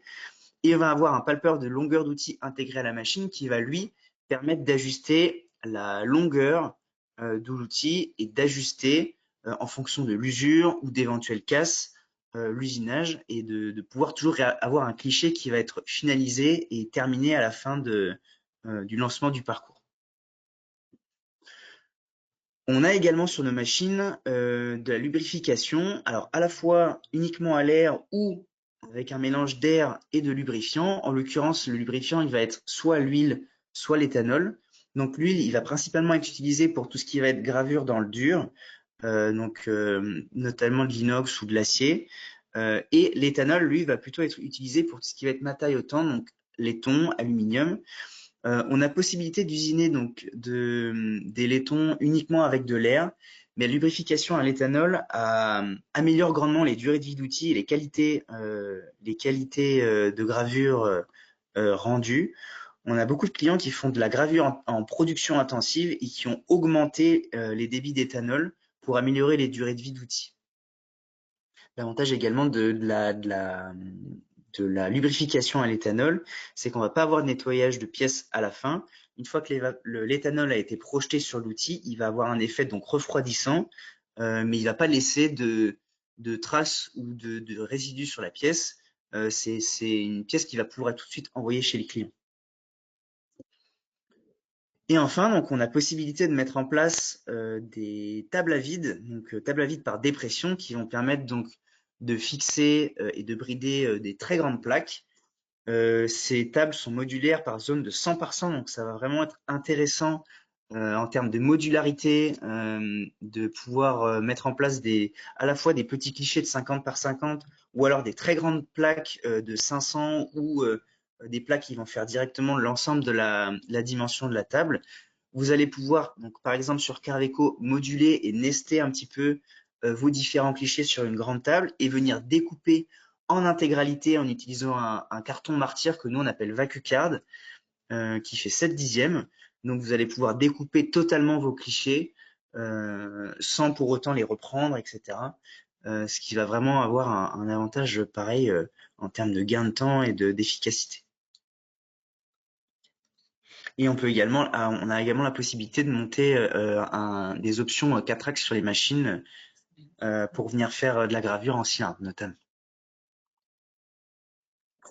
Je vous laisse avec la vidéo de réalisation du coquillage que Clément nous a présenté tout à l'heure, et puis je laisserai la main à nos clients graveurs. Donc en l'occurrence, on vient réaliser une ébauche au départ sur le laiton, donc avec une fraise d'une dent comme je vous l'ai évoqué tout à l'heure. On vient balayer ensuite le modèle avec une fraise hémisphérique.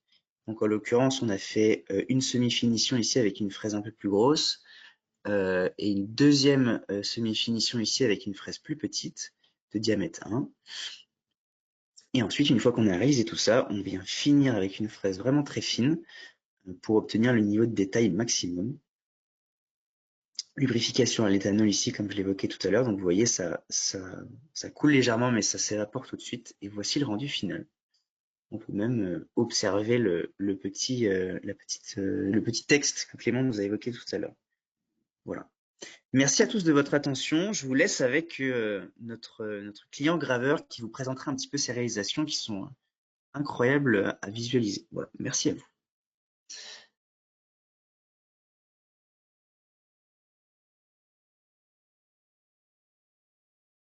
Eh bien, bonjour à tous et bonjour à tous. Alors, je sais pas si on me voit. J'espère qu'on m'entend bien puisqu'on a actuellement une gravure en train d'être réalisée sur la machine qui est derrière moi. Bon, normalement, j'ai fait un test d'ailleurs, le micro marche pas mal. Nous n'avons pas de son. Et j'espère aussi que on voit bien mon écran. C'est tout bon? C'est tout bon. Là, on vous entend. Parfait. Eh bien, moi, aujourd'hui, je m'appelle Joël Landois, je suis graveur chez Créanog. Donc, Créanog, on est une entreprise qui fait du marquage à chaud et du gaufrage. Et l'atelier de gravure de Créanog a maintenant une dizaine d'années et est vraiment spécialisé dans le gaufrage plutôt. Donc, nous, on travaille sur Carveco et avec une machine d'apron aussi. Et on a vraiment, enfin, l'atelier a été développé autour du gaufrage vraiment. Donc, on est assez spécialisé là-dedans. Enfin, l'atelier de gravure. Après, l'impression réalise de tout, mais enfin, marquage à chaud et gaufrage.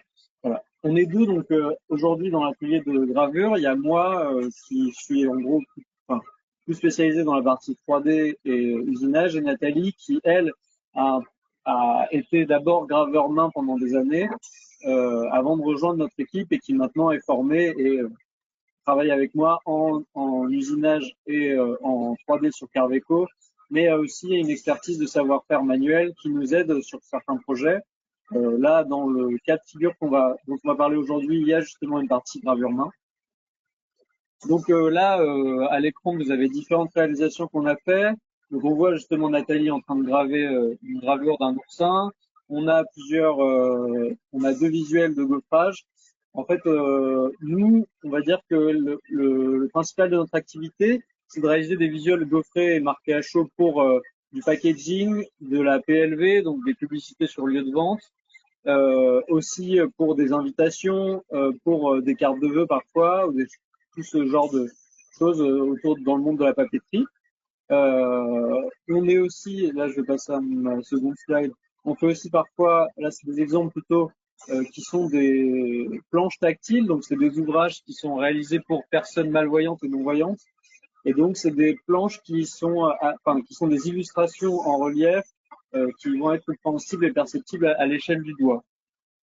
Donc il y a tout ça c'est issu de différents projets. Alors la partie, je sais pas si vous voyez mon curseur, mais bijou, la plante en bijou, ça, c'est pas du gaufrage, ça a été gravé avec notre machine directement sur un autre matériau, le corian, parce que l'avantage d'avoir un atelier en interne, et là d'ailleurs, ce qui est en train d'être réalisé derrière moi, c'est pas une matrice de gaufrage, c'est un client qui nous a demandé de graver directement sur un matériau. Donc là, le corian, c'est une résine blanche qui permet de vraiment bien prendre les reliefs et qui a un très beau rendu et qui a des bonnes propriétés aussi pour le travail, enfin pour le travail tactile, on va dire, enfin pour les personnes non-voyantes et malvoyantes, parce que c'est un matériau qui qui est hypoallergénique et qui est même alimentaire, parce qu'on l'utilise pour des surfaces de plan de travail de cuisine. C'est un matériau qui est vachement bien. Donc nous, on travaille aussi des fois en gravure directe, où la commande du client est une gravure. Même si, bon, la majorité du temps, on va faire plutôt des gravures pour notre atelier d'impression. Créanog, aujourd'hui, c'est 2 sites. Il y a un site parisien sur lequel, là où je suis actuellement, qui est plutôt un site dédié au prototypage. On va plus faire des essais d'impression, développer des visuels, etc. Et ensuite, on a un site à La Thèse de Buc, à côté de Arcachon, où là, on a des machines de production. On a aussi 2 Datron qui sont là-bas, 2 Emile Cube, et on en a une à Paris derrière moi. Et donc là, le site dans le sud, c'est plus un site de production où on va réaliser justement des commandes en grande quantité pour du packaging, de l'invitation, de la carte à parfum, de la mouillette, etc. Plein de choses différentes, mais c'est plus spécialisé dans la production, quoi. Voilà. Aujourd'hui, je voulais vous parler d'un cas particulier qui est cette demande de Dior. Donc, c'était à l'occasion de la réouverture de leur boutique rue Avenue Montaigne ou rue Montaigne, ça m'échappe. Donc, c'est une boutique, enfin, c'est dans un quartier assez chic de Paris, même très chic de Paris, avec beaucoup de boutiques de luxe. Et donc, ils voulaient marquer le coup, on va dire. Ils nous ont demandé de faire un développement autour de ce visuel, ce dessin que vous avez à gauche sur l'écran, qui est donc un dessin à la plume de la façade de la boutique. Un dessin qui est assez poussé d'un point de vue travail. Enfin, le dessin à la plume fait qu'il y a beaucoup de texture dans le dessin et un aspect vraiment assez sensible de la main qui dessine, quoi. Et il voulait vraiment reproduire ça en gaufrage. Donc quand on a reçu ça, on a dû un peu se poser et réfléchir parce que, comme vous pouvez voir sur les exemples qui sont à droite, nous on a l'habitude de faire des façades. On va dire que c'est un sujet régulier, c'est quelque chose qui est visuellement très impactant en gaufrage, puisque avec très peu de niveau, on peut dire beaucoup de choses. Et puis c'est quelque chose qui, on va dire, fonctionne un peu toujours parce que c'est assez géométrique. C'est un objet qu'on comprend très bien visuellement. Les gaufrages, quand même, on a beaucoup de contraintes d'un point de vue profondeur, puisque on travaille avec un support qui est le papier, et donc le papier il va pas pouvoir se déformer à l'infini, on a forcément des limites, donc on va toujours être dans l'optique de reproduire le visuel avec le moins de creux, on va dire, possible, en tout cas être le plus efficace possible. C'est pour ça que la façade c'est souvent un motif qui est qui fonctionne hyper bien en gaufrage parce que avec pas forcément beaucoup de creux, on peut déjà dire beaucoup de choses, on peut déjà définir beaucoup d'éléments et très vite on peut avoir quelque chose de très beau avec une économie de moyens temps. Enfin, je dis ça comme si c'était facile, en fait ça demande quand même beaucoup de travail, hein, tout ça, mais c'est quelque chose qui est assez bien.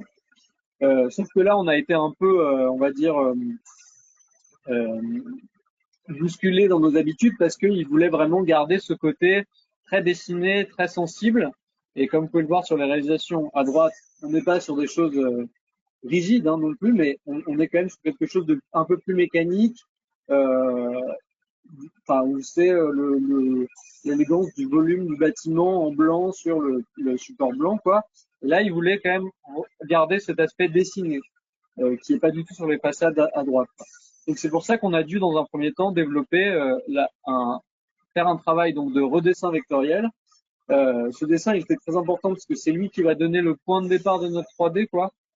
Donc il faut vraiment pousser le plus possible le dessin, aller dans la direction qui nous semble la bonne pour ensuite travailler en 3D. Donc, c'est-à-dire là, dans ce cas de figure précis, vous voyez sur le dessin à gauche de la façade, en fait, le travail a été de refaire quelque chose qui soit assez structuré pour ne pas être, enfin, pour garder un côté esthétique, quoi, mais en même temps conserver ce côté un peu vivant du dessin et ce côté enfin pas tremblant, mais avec des lignes pas toutes droites, pas toutes carrées, des angles un peu arrondis, des choses comme ça, pour vraiment conserver cet aspect du dessin qui plaisait au client et que ça se retranscrit après dans la 3D.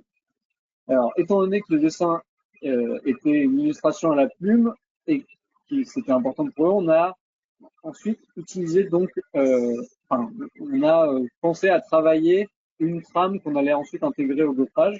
Donc sur la partie droite, vous voyez plusieurs éléments préparatoires pour la réalisation de cette trame. Ce dessin un peu bizarre là, en fait ça a été réalisé sur Illustrator et c'est des vecteurs issus de la 3D, pas issus de la 3D, pardon, des vecteurs issus du dessin en seuil, je pense, et des choses comme ça. Et ça nous a aidé à définir des zones, parce que en gros, c'est les zones les plus noires de l'image. Ça nous a aidé à définir des zones où on allait appliquer une texture. Ensuite, en bas, bon, c'est des trames, ça semble assez simple comme ça, mais quand même, étant donné que, encore une fois, l'objectif c'était vraiment d'aller dans quelque chose d'assez vivant et de reproduire un aspect dessiné, je vais me répéter beaucoup parce qu'il y a énormément de choses qu'on a mis en place pour arriver à ce résultat-là. Ces trames ont été redessinées en fait par mes collègues à partir des documents d'origine. Et donc, vous pouvez voir qu'elles sont, c'est pas des trames droites, il y a une légère, il y a des petites variations dans les formes pour justement garder ce côté vivant. Donc, à partir de ça, nous, sur Carveco, on va recomposer, vous voyez, il y a un petit schéma à côté qui explique qu'on a recomposé toute cette texture tramée en variant différentes choses, c'est-à-dire que on a isolé donc des zones. Ces zones-là, elles correspondaient à peu près aux zones tramées sur le dessin d'origine. On a ces lignes qui sont pas tout à fait droites, ce qui va donner un peu de vie au motif. Et puis sur les zones les plus sombres, qui sont et les zones les plus texturées, c'est-à-dire la zone de la porte, on a travaillé plusieurs couches de trame avec plusieurs inclinaisons de trame, aussi plusieurs épaisseurs de trame, pour justement donner de la vie dans la texture, avoir quelque chose d'assez vivant, enfin de moins mécanique, quoi, et de redonner vraiment cet aspect illustratif à l'image, quoi. Voilà, donc c'est une espèce de réécriture, quoi, de ce visuel en relief. Vous ne pouvez pas simplement prendre le tracé. Enfin, on a essayé ce qu'a fait Clément tout à l'heure dans la démonstration, c'est-à-dire prendre le dessin en noir, en faire un seuil et essayer de l'utiliser comme trame de fond. En essayant ça, le résultat était vraiment pas terrible. En fait, ça brouillait énormément la lecture. C'est pour ça qu'on s'est orienté vers cette méthode-là, qui était certes plus fastidieuse, mais étant donné que c'était un développement qui après allait être réutilisé à plusieurs occasions, c'était intéressant de le faire une bonne fois pour toutes et d'avoir un travail qui était certes plus long, mais qui allait sans perdre la lisibilité dans l'image, aller appuyer cette texture pour vraiment donner quelque chose qui se rapproche de l'illustration d'origine. Ensuite, bien sûr, on a travaillé les reliefs de manière assez basique, comme on le fait très souvent, et j'ai mis en comparaison avec la texture en vis-à-vis. Vous voyez en détail qui est quand même important, c'est que en fait tous ces éléments là de colonne, le petit personnage, enfin le petit personnage, le visage avec les branches au centre, enfin sur la clé de voûte de la façade, sont restés à l'état d'ébauche.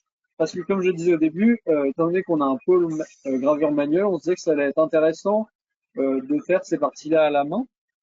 En fait, nous, la gravure main, on s'en sert quand même assez régulièrement parce que ça nous permet d'apporter des choses que on a du mal à faire parfois sur Carveco, c'est-à-dire de donner quelque chose de de vivant tout simplement, d'apporter enfin, c'est un élément vraiment qui va donner de la vie à l'image et qui en plus de ça, sur des éléments, sur des petits éléments comme ça, à faire sur Carveco, c'est tout à fait possible, mais ça va prendre pas mal de temps parce que on va utiliser une petite sculpture, on va aussi utiliser des vecteurs pour créer des reliefs.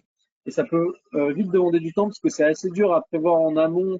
Nous, comme on est sur un processus où on est quand même une entreprise euh, qui, qui se doit d'avoir une efficacité, quoi. Tout ce travail en amont, en exé, enfin en PAO, ça peut vraiment prendre du temps d'ajustement, c'est-à-dire de faire les tracés pour qu'ensuite nous derrière, on puisse faire nos 3D. Donc c'est quelque chose qui peut vraiment prendre du temps et c'est pour ça que parfois le faire à la main directement avec juste une ébauche en dessous qui permet de dégrossir le travail en gros, c'est-à-dire qu'on n'a plus que les petits détails à faire manuellement, ça nous permet de gagner du temps, d'avoir quelque chose de assez vivant tout de suite. On n'a pas besoin de stratagème pour masquer le côté mécanique du tracé vectoriel et de la mise en relief Carveco. On est directement dans quelque chose de très vivant puisque c'est fait directement à la main. Voilà. Là, je vais ensuite vous montrer donc le résultat de ces reliefs, cette texture et du travail manuel. Donc, vous voyez, on a plein de détails. Là, pourquoi est-ce qu'on arrive à l'avoir sur Carveco? C'est parce que on a réalisé un scan 3D à partir de notre matrice gravée. On a réfléchi à ça parce que c'était un visuel qui allait être détourné vu que c'était à l'occasion de l'ouverture de leur boutique.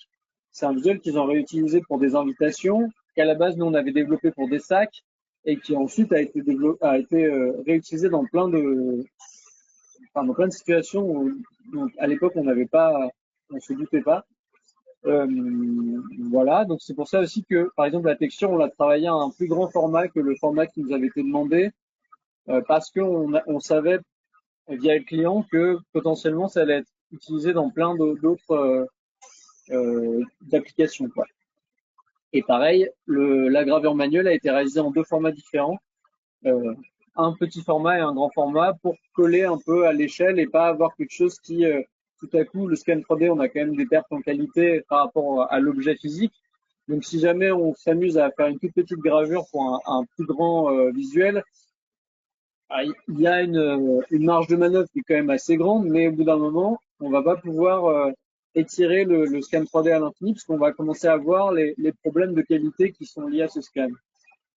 Alors je vais vous montrer ensuite les dérivés de ces choses-là. Donc vous voyez qu'il y a différents formats. Donc ça, c'est des formats plus resserrés, des formats beaucoup plus larges. En tout, il y a eu 10 visuels différents pour les sacs simplement. Donc ça, c'est un visuel qui a été développé pour les sacs qui était donné dans la boutique avec un achat de produits. Donc, forcément, c'est une boutique où ils vendent plein de choses différentes, mais donc principalement du prêt-à-porter et autre chose. Forcément, le format des sacs allait jusqu'à des très grands formats. En gros, on allait du plus petit sac, c'était un format de gravure de 13 par 15 cm, et le plus grand sac, c'était un format de 64 par 51 cm.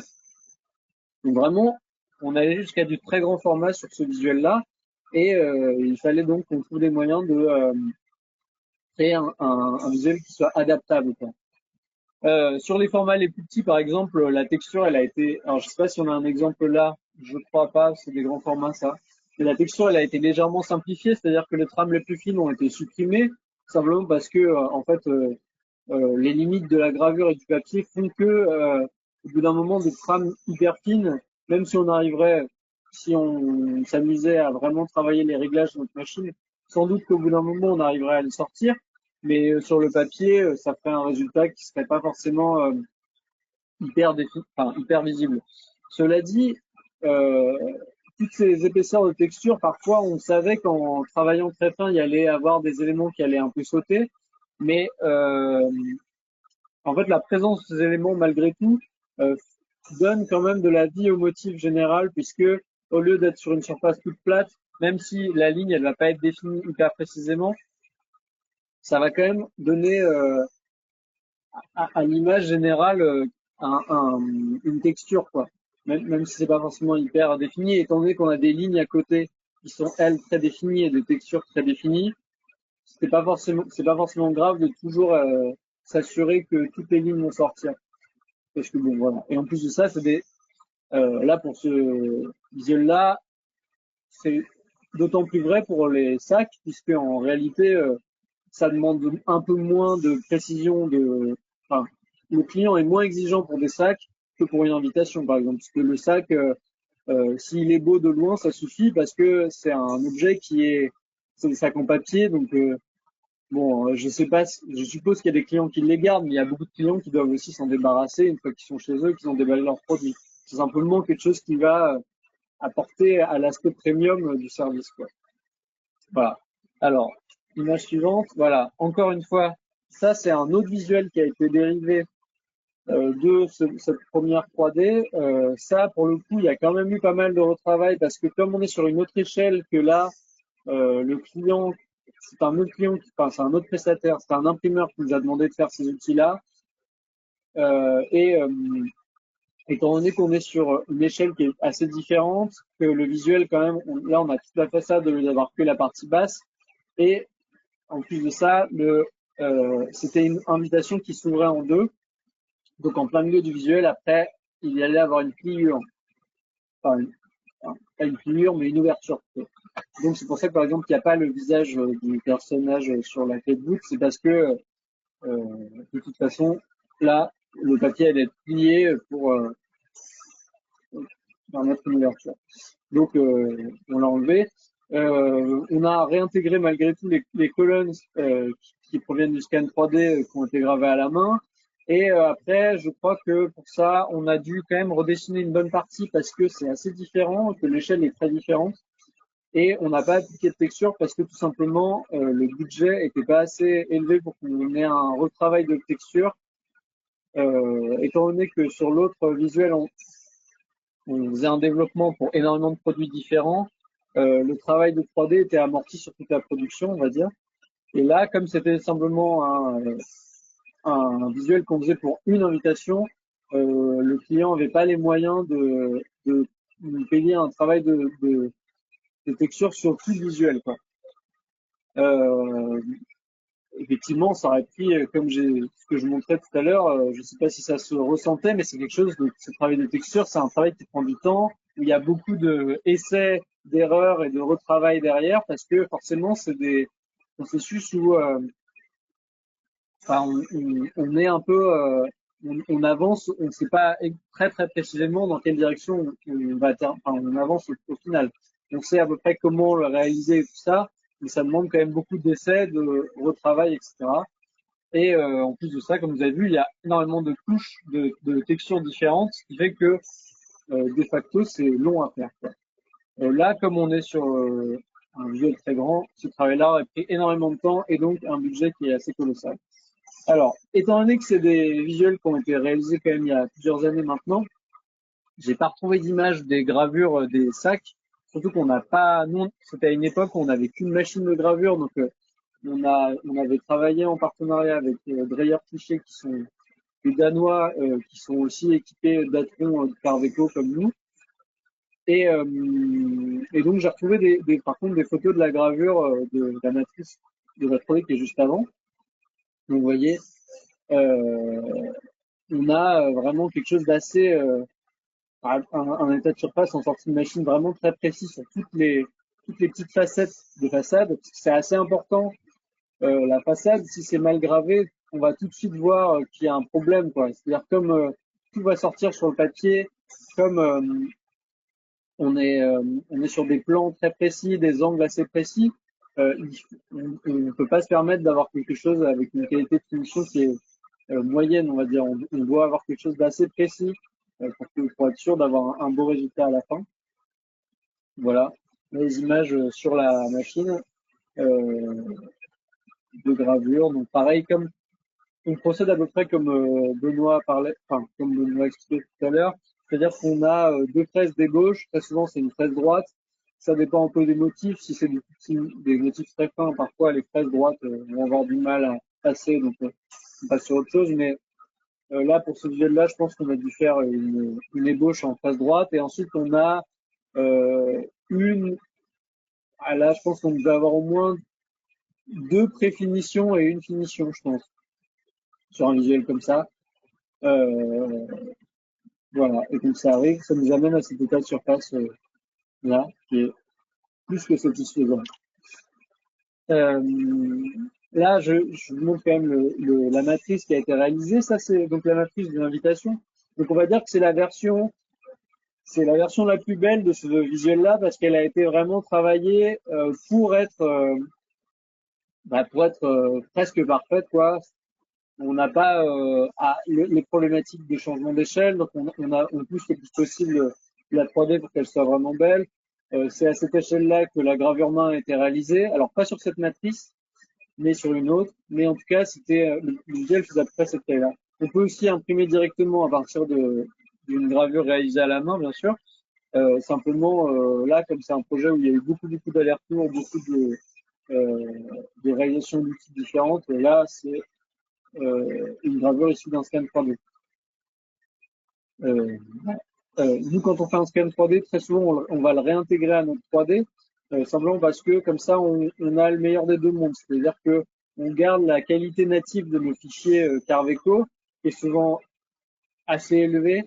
Et en plus de ça, on ajoute le scan 3D que dans les parties qui nous intéressent.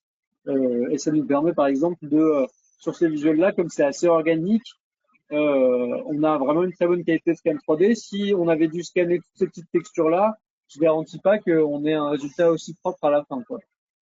Voilà. Et le gros avantage de Carveco aussi, c'est que sur le travail de la texture, étant donné que c'est un logiciel qui est en pixel 3D, on peut aller vraiment très loin dans le travail de texture sans pour autant, et Carveco arrive vraiment à suivre jusqu'à un travail assez poussé. Là, pour vous dire, ce travail-là en petits éléments, en petites trames, quoi. Si on avait dû le faire sur un logiciel comme Illustrator, en vectoriel, avec ces éléments-là qui sont recoupés à la forme et tout ça, honnêtement, on en aurait eu vraiment pour très très longtemps et je suis même pas sûr que Illustrator ait pu supporter tout ça. L'avantage de Carveco, c'est que très vite, à partir de ces vecteurs qui sont très lourds, on peut créer des reliefs en pixels 3D qui, eux, pour le coup, sont très légers. Et donc, à travailler après, c'est beaucoup plus simple. Cette texture, on l'a travaillée donc avec des formes, comme je montrais tout à l'heure, dessinées de vecteurs, mais aussi avec les outils de sculpture, on va dire, de Carveco, où on a effacé certains endroits pour justement ces petites trames-là. Vous voyez, il y a des petits éléments à des endroits qui sont effacés dans la trame. Ça a été retravaillé un peu à la main pour redonner de la vie, justement, parce que quand on implique une trame à un visuel, ça va très vite faire quelque chose de très mécanique et nous, on cherchait vraiment à avoir un résultat assez organique. Voilà donc le résultat imprimé. Donc, on est vraiment sur quelque chose d'assez poussé même dans l'impression, étant donné que c'est... alors, je sais pas d'ailleurs, je vais peut-être faire un petit brief sur le gaufrage parce que je sais pas qui sont les participants et à quel point les gens sont à l'aise avec ces techniques-là, mais en gros, là, nous, on grave la matrice en creux, qui est celle-ci, et on imprime en compressant du papier entre la forme, une forme et une contreforme. La contreforme, c'est la matrice gravée, et la forme, souvent, c'est une contrepartie qui est réalisée soit en plâtre, soit en résine, directement à partir de la gravure. C'est-à-dire que on coule de la résine ou du plâtre dans la matrice, et ça va réaliser un moule en deux parties, quoi, qui va écraser le papier. Là, on est sur un papier qui est très épais et c'est pour ça que le relief va sortir aussi bien. On voit bien tous les petits détails gravés à la main qui sortent vraiment de façon très belle sur le papier. Et toute cette trame-là, vous voyez qu'elle est en creux, c'est-à-dire qu'elle est en réserve dans le motif. Ça, c'est assez important pour nous parce qu'en fait, que ça soit en gravure ou en impression, réaliser des toutes petites trames très fines quand elles sont en positif, c'est un peu plus compliqué parce que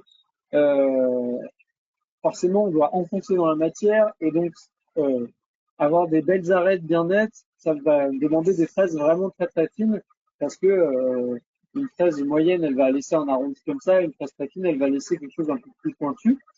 Donc ça serait possible en gravure. Par contre, vraiment en impression, le papier, lui, pour aller au bout de quelque chose qui est pointu comme ça, il va vraiment avoir du mal parce que forcément, il a des limites qui sont propres, qui sont la taille de ses fibres. et avoir des tout petits éléments très pointus, ça va avoir tendance à craquer les fibres du papier. C'est pour ça qu'on préfère le faire en creux, parce que là, ça fait un effet, on va dire, d'estampage, c'est-à-dire que les lignes s'enfoncent dans le papier et vont marquer très fortement vont être marquées très fortement sur le résultat final. Voilà. Donc ça a été vraiment une des premières fois où on a utilisé cette façon de travailler en texture, parce qu'on nous a demandé quelque chose de dessiné et d'illustrer, donc qui nécessitait vraiment un travail assez fin comme ça, un travail qui retranscrivait une vie dans le motif. Bien sûr, si on compare, qu'on met le dessin juste à côté du visuel, on sera d'accord pour dire que c'est une réinterprétation. Mais en fait, c'est ce que le client venait chercher aussi. Nous, notre expertise, elle est vraiment dans comment retranscrire un visuel en gaufrage, comment retraduire les éléments clés, les éléments phares du visuel dans le gaufrage et faire quelque chose qui va être beau une fois gaufré. Parce que comme j'ai dit au départ, le gaufrage, en fait, on est sur des creux. Je sais plus exactement sur ce projet où on était au niveau du creux, mais ça ne m'étonnerait pas qu'on soit autour de quelque chose comme 1,6 mm. Donc 1,6 mm, en réalité, c'est vraiment très peu. On se doit donc d'être vraiment très précis et d'être précis et dans la 3D et dans la gravure, puisqu'en fait le moindre petit défaut il va ressortir, puisque là on voit comment ça sort, simplement 1,6 mm de creux sur ce papier-là. En fait, on voit vraiment beaucoup de choses. Et donc, comme c'est des choses qui sont très peu creuses, ça demande énormément de travail chez nous, enfin, un travail qui est maintenant intégré et qu'on le fait sans le conscientiser, mais entre très gros guillemets, de triche, quoi. C'est-à-dire qu'on va donner l'illusion qu'il y a beaucoup de relief en essayant de ménager le plus possible, d'avoir le moins de relief possible. Donc, c'est là où notre expertise elle rentre en jeu, c'est qu'en gros, on va faire en sorte de trouver dans le visuel qu'est-ce qui va être assez marquant pour pour représenter le visuel de base à la fin et comment on retranscrire ça d'une manière efficace, comment on retranscrire ça d'une manière maligne pour avoir quelque chose de vraiment efficace et représentatif de l'intention du client, quoi. Bon, voilà. Qu'est-ce que je peux dire de plus? J'ai une dernière slide. Ça, cette technique-là, on l'a après utilisée à différentes reprises. Cette technique d'ajouter des éléments plus dessinés dans le relief. Par exemple, là, Dior, à la suite de ce travail-là, ils nous ont demandé de faire une carte de vœux en interne, qui était la carte de vœux du président de Dior. Et donc, c'était un pop-up. Donc là, c'est la couverture, tout à droite, c'est la couverture de cette carte de vœux. Cette couverture s'ouvrait en deux et s'ouvrait sur ce motif-là avec la façade au fond, qui est en gros un pop-up avec 3 niveaux de végétation et au fond une façade. Et pareil pour ça, en fait, toute la couronne de fleurs sur la couverture a été en fait intégralement, là pour le coup, réalisée à la main, puisque comme on est sur un motif floral assez complexe, en fait, et que Nathalie, la personne qui s'occupe de la gravure main à Créanog, est quelqu'un de très expérimenté dans ce domaine-là, en fait, elle va travailler plus rapidement à la main directement que en 3D, puisqu'on doit en 3D essayer d'imiter quelque chose de vivant, quoi. Tandis qu'à la main, c'est directement quelque chose de vivant. Et donc, ça a été d'abord fait, tout ce motif-là, à la main, et ensuite, ces éléments-là ont été scannés en 3D. On a, comme vous pouvez le voir sur ici, réintégré une trame parce que c'était la volonté du client d'avoir quelque chose. Enfin, c'était en gros leur charte graphique de l'année, on va dire, c'est de repartir de dessins comme ça, fait à la plume.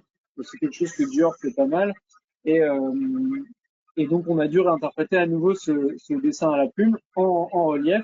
Et à l'intérieur du pop-up, tous ces éléments-là, en fait, sont issus directement du scan 3D de la couverture et ont été détourés, replacés, remis ensemble sur Carveco.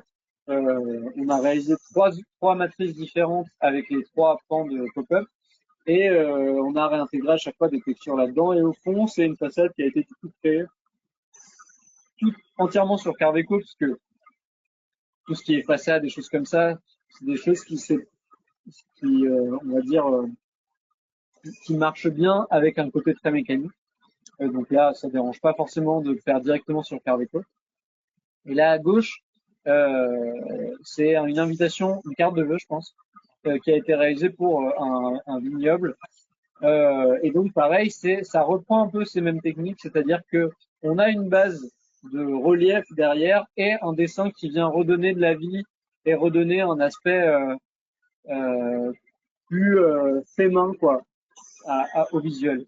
Et là, pour le coup, ça a été fait, comme c'est une petite échelle de végétation, on a pu le faire directement sur Carveco, ça posait pas de problème. En plus de ça, bon, Dior nous a fait assez confiance sur plein de choses lorsqu'on a réalisé le sujet dont je vous parle depuis tout à l'heure. Mais parfois, les clients sont beaucoup plus méfiants, enfin, pas méfiants, mais ils connaissent moins les techniques, donc ils ont plus d'a priori et ils ont peur qu'on fasse quelque chose qui leur convienne pas du tout. Donc parfois, on est obligé de travailler uniquement en 3D parce que ça nous permet de faire des retours aux clients et que eux nous fassent des retours et qu'on puisse échanger ensemble jusqu'à arriver à quelque chose qui leur plaise vraiment bien. Et donc voilà. Voilà, donc pour conclure, voici donc, les dernières réalisations qu'on a fait avec cette façon de travailler là. Je vous remercie de m'avoir écouté. Je ne sais pas si j'arrive à la fin. Si, je crois que j'arrive à la fin de mon intervention, donc je pense que je vais relaisser la main à je sais pas qui pour les questions. Ah,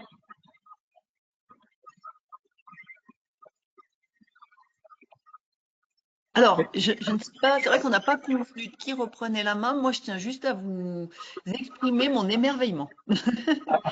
Comme toujours, quand on voit l'expertise et ce qu'on peut obtenir en associant la technologie, alors un logiciel puissant, des machines performantes, mais surtout l'humain, parce qu'il y a un savoir-faire énorme, l'impact de la gravure manuelle qui demande alors un talent extraordinaire, une patience extraordinaire, je pense, du savoir-faire, et qui rend l'humanité à ce que vous réalisez, parce que c'est vrai que tout ce qui est vivant, visage, plantes, moi, j'ai eu l'occasion plusieurs fois chez vous et chez d'autres clients de voir la différence entre l'outillage, parfois avant que l'humain intervienne et après, et ça laisse toujours, je ne sais pas comment dire le message que ça nous transmet. C'est-à-dire, il y a la technologie qui permet des choses extraordinaires, et puis il y a vous, enfin il y a les gens qui viennent humaniser tout ça et qui apportent de l'art, qui mettent de l'art dans tout ça, de l'humanité, et c'est vraiment beau à voir. Enfin, ce que vous faites est extraordinaire. Voilà.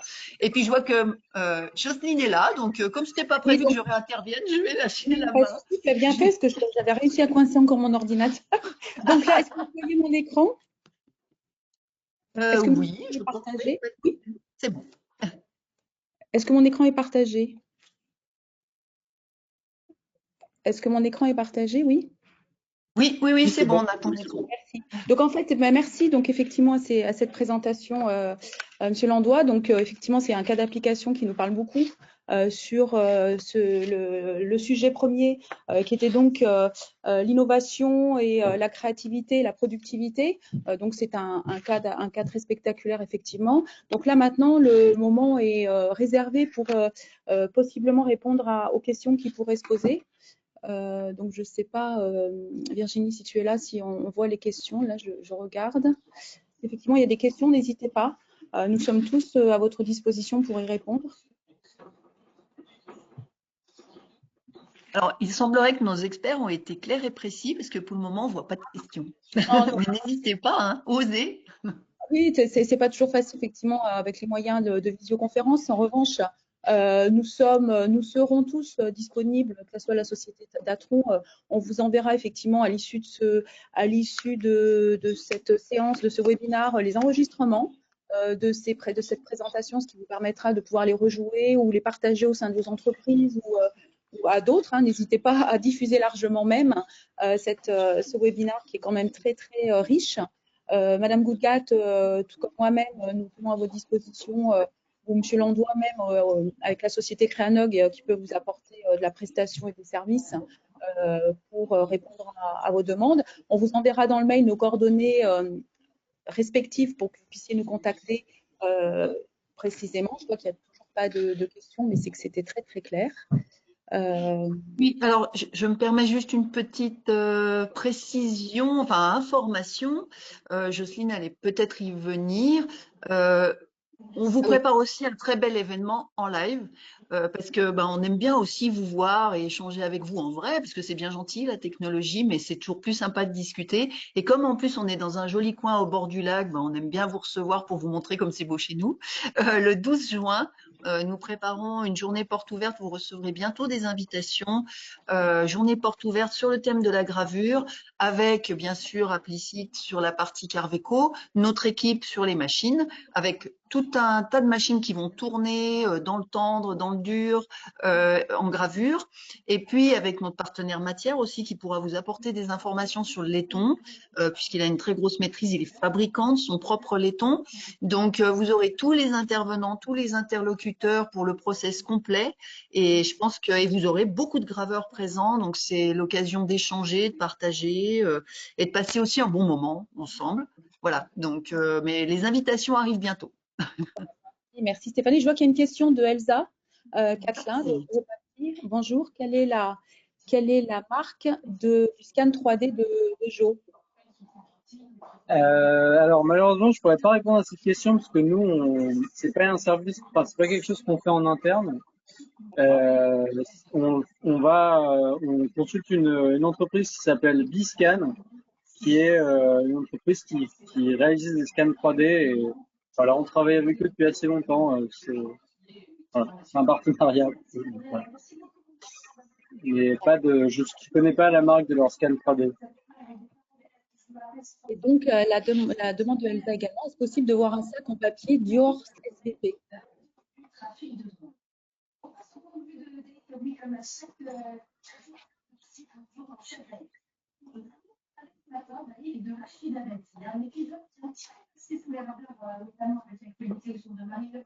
Je sais pas si... Excusez-moi, j'ai pas de. En fait, comme ça a été réalisé, là pour le coup, on n'a pas eu l'impression à faire. Encore pareil, encore une fois, si je vous invite à aller en boutique rue Montaigne si vous voulez les voir.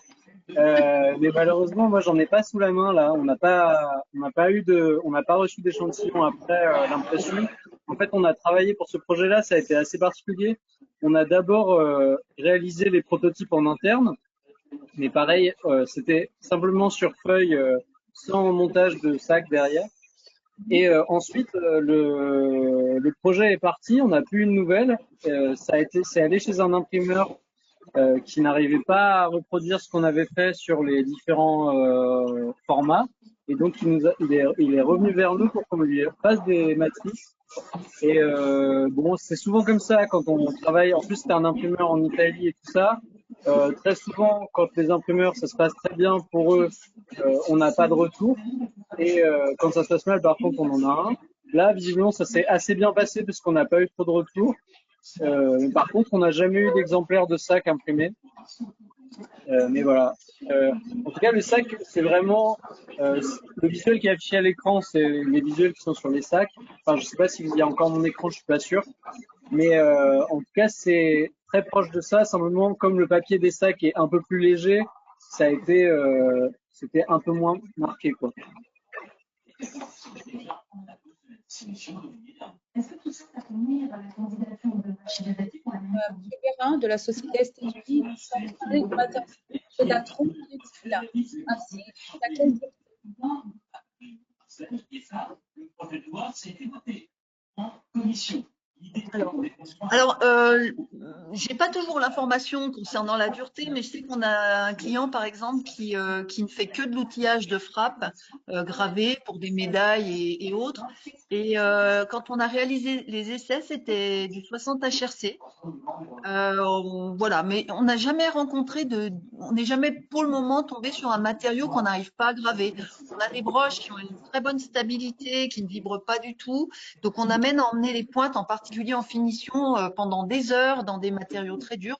L'outillage en 60 HRC qu'on avait réalisé, il y avait 5 heures et demie d'usinage, dont une grosse partie, majorité du temps, je passais pas 3 heures.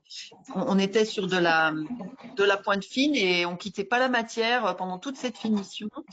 Et voilà, on tenait très bien la pointe jusqu'au bout, ce qui est pas forcément évident selon le type de broche et de machine. Donc ça, on sait très bien le gérer et on n'est jamais tombé sur un os, même dans les cas où je connaissais pas les duretés des matériaux, ça n'a jamais coincé.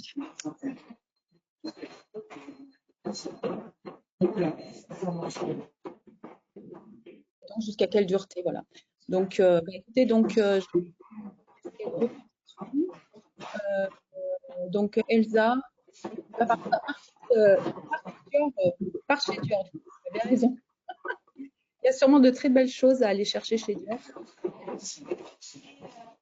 Donc, effectivement, la journée porte ouverte et donc le 12 juin à Annecy, recevoir les invitations organisées donc par la société Datron très prochainement.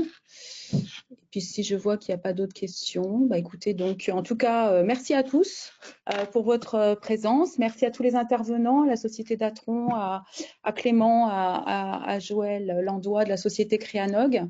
Ça a été un plaisir d'organiser ce webinaire et de vous présenter nos expertises et nos outils, nos solutions. Et donc, nous sommes à votre disposition, bien sûr, pour répondre à toutes questions que vous auriez et puis à vous apporter possiblement une opportunité de collaboration en fonction de vos besoins. Voilà. Je te laisse. Merci à tous. Voilà, tout est dit. Nous sommes là et nous vous espérons nombreux le 12 pour partager un bon moment. Et puis merci à tous. Bonne journée, au revoir. Au revoir.